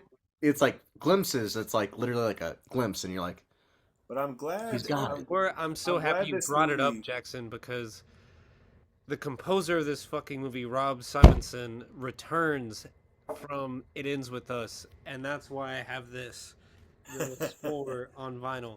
Because score in this is fantastic. This is like when you have a thing that defines you as a performer and artist. Like Brendan Fraser encapsulated so much in this, and the music in this is so fucking tied to his performance and his like physicality. Like Quiet American return, It Ends With Us returns. Shout out Rob Simonson. And shout out to Matthew Libatique, the cinematographer, who did a fantastic job. Yes. And has shot all of Darren Aronofsky's movies, or most of them anyway. That's cool. But I think I'm gonna need to pick The Wrestler at some point on this podcast. Never seen it, so that'll be fun. That movie is I think that actually. Sorry, I said this is my favorite. Wrestler is probably my personal favorite. This is more like I think he technically and like all mastered it. Requiem for a Dream is the second, very close second, but I just think this one's like that I deserves his really top spot. appreciate I really appreciate what he did with this because so many of his movies, like Requiem for a Dream and Caught Stealing to a degree with all the different places they have to go to and everything, they feel kind of big and sprawling in a way. This is so small and self-contained, and it really does. If I didn't know this was a play, I would have figured out this was a play because it feels like one, you know. But like it feels like he did such a good job adapting it to the screen because little movies like this that all take place in one location are not easy to do. And so for you to be able to do it and make it feel fresh and energetic, and I can't remember, I think it was Talk Radio I said this about a couple weeks ago, where I was like, at no point do you think like, oh my God, another shot of this part of the room. It's like, nope, he manages to keep it fresh. He manages to, never let it feel stale or boring. And it helps that Brendan Fraser is acting his goddamn ass off and just, that's where your focus is going every minute that he's on screen. And, everybody else, Hong Chow and everybody else, Sadie Sink, everybody's just, Samantha Morton, who I'm glad she's having a moment right now with The Odyssey, because watching that and then immediately watching this was just like, you are so goated. You've been around for so long and haven't been getting enough attention over all these years. She is, she comes in late into the movie, but she makes the most of every second she's in it. I don't know who And it is, but shout out to the sound person because him crunching on that KFC fried chicken like lives in my head because that crunch is felt. And the grease that he wipes on himself when he's trying to grab his claws and like laptop. The essay with the delicacy of him folding it closed because his hands are covered in fried chicken grease, like I have to say, that is one of the best lines in the movie. Maybe the best is when he's talking to his students and he says, these assignments don't matter, college doesn't matter, these essays don't matter, your honest thoughts matter. And then I gotta say that, and then I also gotta say I related spiritually to him just hurling that fucking laptop across the room. That's every time we record this goddamn show, that's what I want to do to my laptop. So the sadness that fucking just comes forth when he's like reading the student's essay and it's like the dude who says maybe I just need to accept the fact that my life might not be exciting. Like the lines in this movie are so fucking heavy and it just propels you in a whole new emotional direction to the next part of the story to the point that it's just like how does this exist? It's so like polished and like well like thought out and everything, but all three of these movies this week are worlds that I would just be like I could live in this for hours and hours and hours. But this being one of the shorter ones and just giving you what you need and how you need it. So that's why, like Jackson said, you can figure out this is a play very fast because that's what it feels like when like I was watching it this time. I was like I could see it. I literally could see it on the stage almost. I was like, I know that there's liberties the movie took, but like honestly, I can see how this could play like on a stage. Like every that's the thing is like when you can tell it's a play. Like we talked about talk radio being a play. It's very obvious when people have like 3D fleshed out personalities within 5 pages. Yeah. Like that's the thing for plays. You do that within like maybe 3 pages, really. But like 5 pages for a movie, you're like, wow, this person's a whole new person. mm-hmm. And then they like disappear for like maybe 20 minutes and they come back. But like in a movie, it's like, no, this whole person's a person 20 minutes into the movie, and anybody around them that's close to being a person takes about 30 minutes, maybe, unless if they're like, if the writing's really good. But like, this is one of those movies, and like Talk Radio was, where as a play, it's like everyone's a person kind of the moment they step on the screen, and it takes you super quick to figure it out. I mean, you Like it grab the doesn't. It's not dynamic like between oh, it her took me and like an hour to figure out this guy's a Hong person. Chow and Brendan Fraser from the get go, and her like relationship of taking care of him and being like, Which honestly, it's amazing how every one of the five main characters is so flawed and complex, and they're good people, but a lot of them have either done bad things or are currently doing bad things, but you also kind of feel for them to one degree or another. Hong Chow, I think, more than any of the characters in the movie, like there are parts where you like her and you see that she cares about him and you relate to like what she's been through in her past and what happened to her brother. But then there were so many points where I just was like, fuck you, you know? Like with her feeding him the chicken and just giving him the food that he shouldn't be eating and just enabling his addiction. I was just like, what the fuck is wrong with you? You're a terrible nurse. And then, her kind of being selfish about the money and being like, when my pickup truck broke down, you didn't come for me? I'm like, you're being selfish as fuck. Like, this isn't about you, god damn it. Stop guilt tripping him. But And then that's, there's I a scene think, the where he's point got the is that heart. she is kind of pulled into this because he was dating her brother, and she was the Well, only person I who think for her accepted too, her brother. like I agree with that. Like she wasn't asking him for these things. She just assumed he didn't have them. But also like when she's like the one who's caring for him more than this fucking girl is, like clearly. And she's like, you saw me struggling and you just let me struggle? Like His I could struggle, almost like, I I could would agree with give her it this to you time. if Like you That's I'd be her like, asked. I mean, job. it is. Yes, but also like when she's being super nice to somebody when she probably could have like delegated less hours to him, I'm sure. First of all, it's her job. Second of all, this is his daughter. I think it goes without saying that that's who he's going to spend the money on. And third of all, I mean, like I said, yes, she's his friend. Yes, she takes care of him, but I she think is she was self. valid though for She's her kind of emotions. selfish. She's kind of selfish for a lot of the I mean, she's movie. like Her a thing. little selfish, but I thought she was like when I saw this time, I was like, she's. I Well, felt the that's the way the thing. first time I Her saw it, her but I was saying like, I later kind of on, like, understand it. you But dying is really affecting me. You're putting me through this again. I'm just Thank you, like, Jackson. That's the okay. first time I saw this. I thought she was protecting him, especially in the scene where she pulls Simpkin aside to like talk to him outside while smoking. But the more I've seen this movie, I think she's protecting herself and the realization that like she is no longer a part of this life and existence, and he is this tying factor that she is so just waiting to fucking die so she can finally get over it, and I she want can. to agree and disagree with both of you at the same time because I'm gonna agree or disagree in the sense where I felt like she was protecting him from people who were trying to like, manipulate him. However, on her, what I'm agreeing with you about is I think like she's kind of emotionally manipulating him to a degree, and I'm starting to see that like this time through. Maybe what you're saying, like more so now. I'm like, you're right. I do think she cares about him a lot, Yeah. but I also think she's very selfish. Like both can be true at the same time. But as And, you said, they're all flawed characters, so like, there's a lot to well, nibble that's the at thing. and pull apart All at. all So all five of the main characters are have good and bad qualities.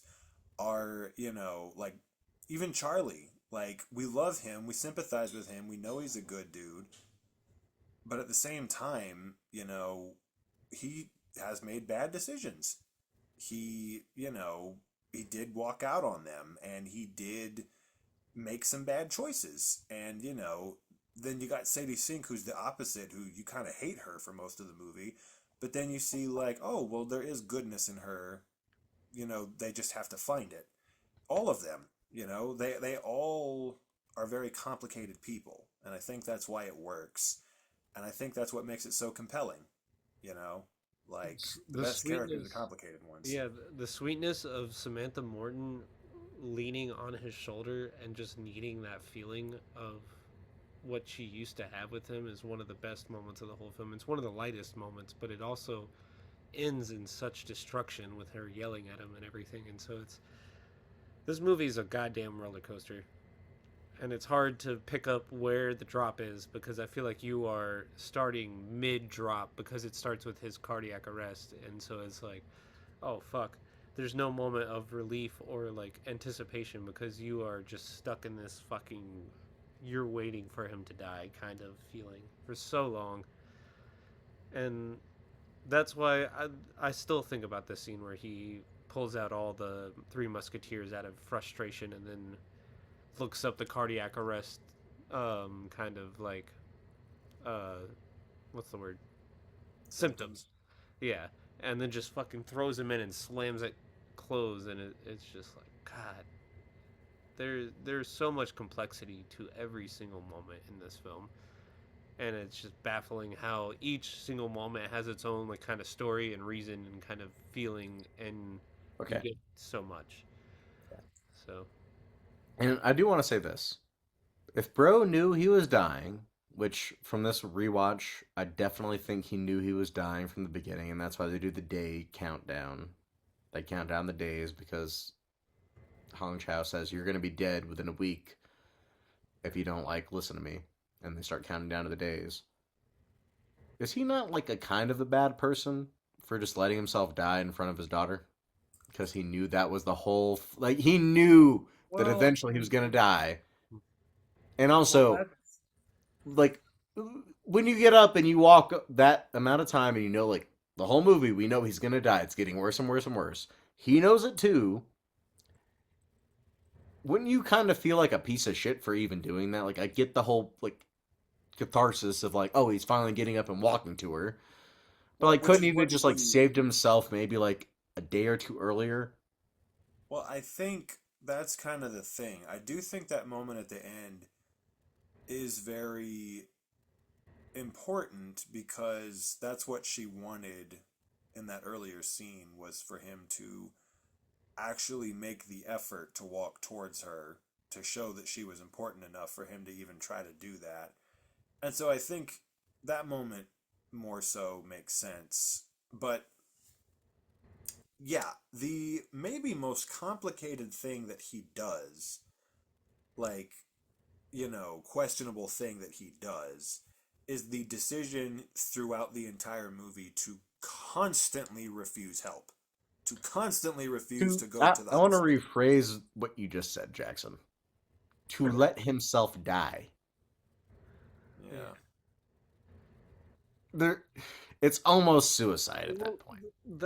that's where, to your point, Matt and Jackson, I feel like there was a very long period after I saw this the first time where I felt like he died before that last moment.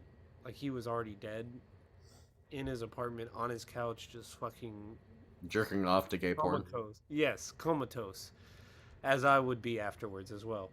Um, but like because after the specific moment where he truly is looking his worst, that's when I feel like I feel like the ambient moment onwards is where these are now finally moments where he is trying to finally make reprimations, I think that's the word, to the people in his life that he's fucked over. And so because every single scene after was the Samantha Morton scene, the Ty scene, the him and Hong Chao money scene, like I felt like everything after that moment was him creating peace across it all, and I fully believed that he had died well before that, and it was all the kind of like dream looping moment. Aaron Aronofsky's really gotten to you, Sam. Yes, I mean, That's more depressing than the actual movie is. Yeah. I don't Like at really that point, if believe. I'm subscribing to that, I'm just like, Jesus Christ, this movie is No, fucking that. like Well, I sad. mean, it would be this movie nihilistic upsets in me. the typical Aronofsky way, but it's not. Obviously, I don't believe that because Well, I think for this one specifically, he was, yeah, you the know, point of the his movie points. is to have, as sad as it is, an optimistic sort of ending in the sense that he's gotten through to her and because no one else was willing to do it. Not the mom, Well, not I Hong think he did. Chow. I just think after they left, after that moment, and he wrote out the letter about "Give me something honest," that's when he died onwards. When everyone, No, because because it I that's has the just it don't. has first moment in a long time where he is finally alone. Not a single person in the whole movie is with him in any of that moment, and then they all come back once the again. whole point is no one else is going to get through to her. No one else thinks that she can be saved. But he keeps saying, she isn't evil, she just needs help. I need to make sure that she has a good life and that she cares about people. And so if he doesn't accomplish that mission by the end of the movie, then what are we even doing? And he does ultimately. And that's why, even though it's sad that he dies, that's the silver lining is, he was the only person who had the kindness and the patience to make sure that she could realize her true potential and, not be a complete sociopathic asshole anymore. I'm gonna say this. I'm gonna draw some comparisons between some movies that we've chosen today. At the end of Spun, Jason Schwartzman has a very rude awakening to wake himself up to, which may or may not involve prison time if he's connected with said death. And also, He's got his license plate. Just to put that on Sadie record. Sink, I don't think is ever going to be the same. I honestly, my theory, the end of this movie, she becomes like him at some point. Maybe not as bad as him, but my future, like the way the paths go down, I can see her becoming gluttonous and like fat later on in her life, and maybe not ending as sad as his, where like it's a kid involved. But I don't think there's a happy ending to this movie in the sense where she's better off. I I think she's. disagree. I can see the worst. That has to be what if that's not the way this ends, then what are we doing here? Well, I do feel like know? she rewrote the essay. I That mean, that's what I like is there's no like definitive ending, so we get to do this ourselves. I'm just saying this time I saw this and I said, if they cut to her like 25 years later, like obese in a home, I would not be as surprised. Now they didn't do that I because think they that have to like completely let you off defeats like they it have to defeats the think. entire purpose of everything that the movie was trying to say. I think that I just think Darren Aronofsky doesn't subscribe, and also like I hate to say it, life sucks. but So that's not the message they're trying to give you though. That's not. I absolutely guarantee you, if you talk to Darren Aronofsky, if you talk to Sam Hunter, if you talk to Brendan Fraser, and you told them that that's how you thought this ended, all three of them would firmly disagree with you. well, I'm talking about like 20 years in the future, not like, oh, it's going to end tomorrow, but like, I'm saying she tries and then it just fails, and there is like a loop. I disagree. That's how I kind of felt this time. I was like, I don't know. His death and him trying to make the effort is the only thing that could jolt her into caring about shit again and make her a good person. That's the entire point of the movie to me. So, yeah, not to say she's not going to carry some trauma with her, but I mean, of course she is to a degree, but she's going to be a better person going forward. That's the entire point. He's the only one that can do that for her. He's the only one that's willing to try. I mean, that's the whole point. That's it. So I don't see it ending any other way but that. I mean, Except for him falling on her and crushing her to death, like I like to. So, which is possible. Yes.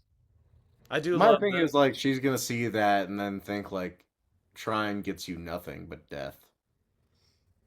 I think He didn't try more this. than anything, she will be honest to herself and she will live her life to her honest feelings rather than because like she came there with the idea of having him fix her essay, but that's in the end she tried to walk out and didn't even think about that thing. Like she was on her That's phone. She and didn't her care honest about the essay. points. Her honest points were what got him to walk up and walk to his death. Yeah. Well, no, they're not.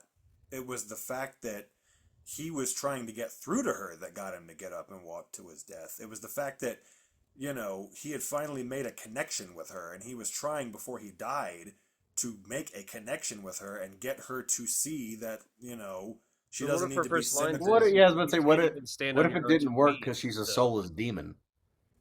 Say what? I said, what if it didn't work because she's a soulless demon? Well, that's the point. Is she's not. It seems like she is, but Well, he one knows of he's her first able to lines. recognize that she's not. Yeah, one of her first lines is that I bet you can't even stand up for yourself, and that's the ending of the movie is him finally standing up. So. But that's not why he does Oh it. no The no reason- no! But like that's like her pushing him throughout the plot, leading to him doing this. Like she was the person who got him to do this kind of thing. Right, and he couldn't do it in that scene So- just by her saying that, but he can at the end because he has a reason to, because he wants to try to get through to her. Well, the Antichrist wants you to have faith in hollow figures. know where that was going, but Oh man. I'd have to defend myself. But I still do think like sometimes I think like the end of this movie's like sad as fuck. But you know, Of course it's sad, but I mean, well, it's got like not the optimistic tones that most people think. I go very down, like Well, I mean, that's if the that's thing the point, then the movie sucks. is I'm sorry. Like both, that's but both the Fisher King and Spun have the message of, oh, I can stop and change this for myself at any point in time. I don't think the whale has that through line at all for him. He was going to lead down this path no matter what, whether he died alone or died with her or died thinking that he well, had. this guy, to be fair, he was a good guy all along. He just had some misgivings that people considered bad, Hey, it's okay. but You can be gay in America now. They're not the misgivings anymore. the very fact that she cares at all, like in that last scene, Enough to turn kind around of, and stop. kind of shows that he's gotten through to her because she's acting the whole movie like she doesn't give a shit if he dies or not, but she clearly does. She Because cares wants about the it. money, the moolah. Yeah. Sorry. Then she would have killed him herself. She tried to. She did try to. Or It did was she? funny because Matt and I know somebody who would often tell us stories about them taking Ambien, and she was as thin of a twig as a twig. So getting the polar opposites of skinny Ambien and thick Ambien, I'm just like, oh, all right. Get the depends full on range. the weight limit, you know. The full range. But hey, at least you're not gonna end up on the roof. All right. Just gonna end up on the roof. But yeah, this one was a long time coming. So I'm glad I finally got it on here. Oh yeah. You know what? I'm going to be contrary. We've had a lot of what's the word, dissentment for each other in the last few weeks in terms of voting. If you have the ability to, please vote for all three goddamn movies this week, because all three of these movies I would not trade up for any single one of the other ones. All three have their place. All three are perfect in their own ways. All three fucking connect, and it is wonderful. That's it. We're 3 for 3 again, guys. We are. I think We we're have a 3 new for 3 streak again. going. Yes.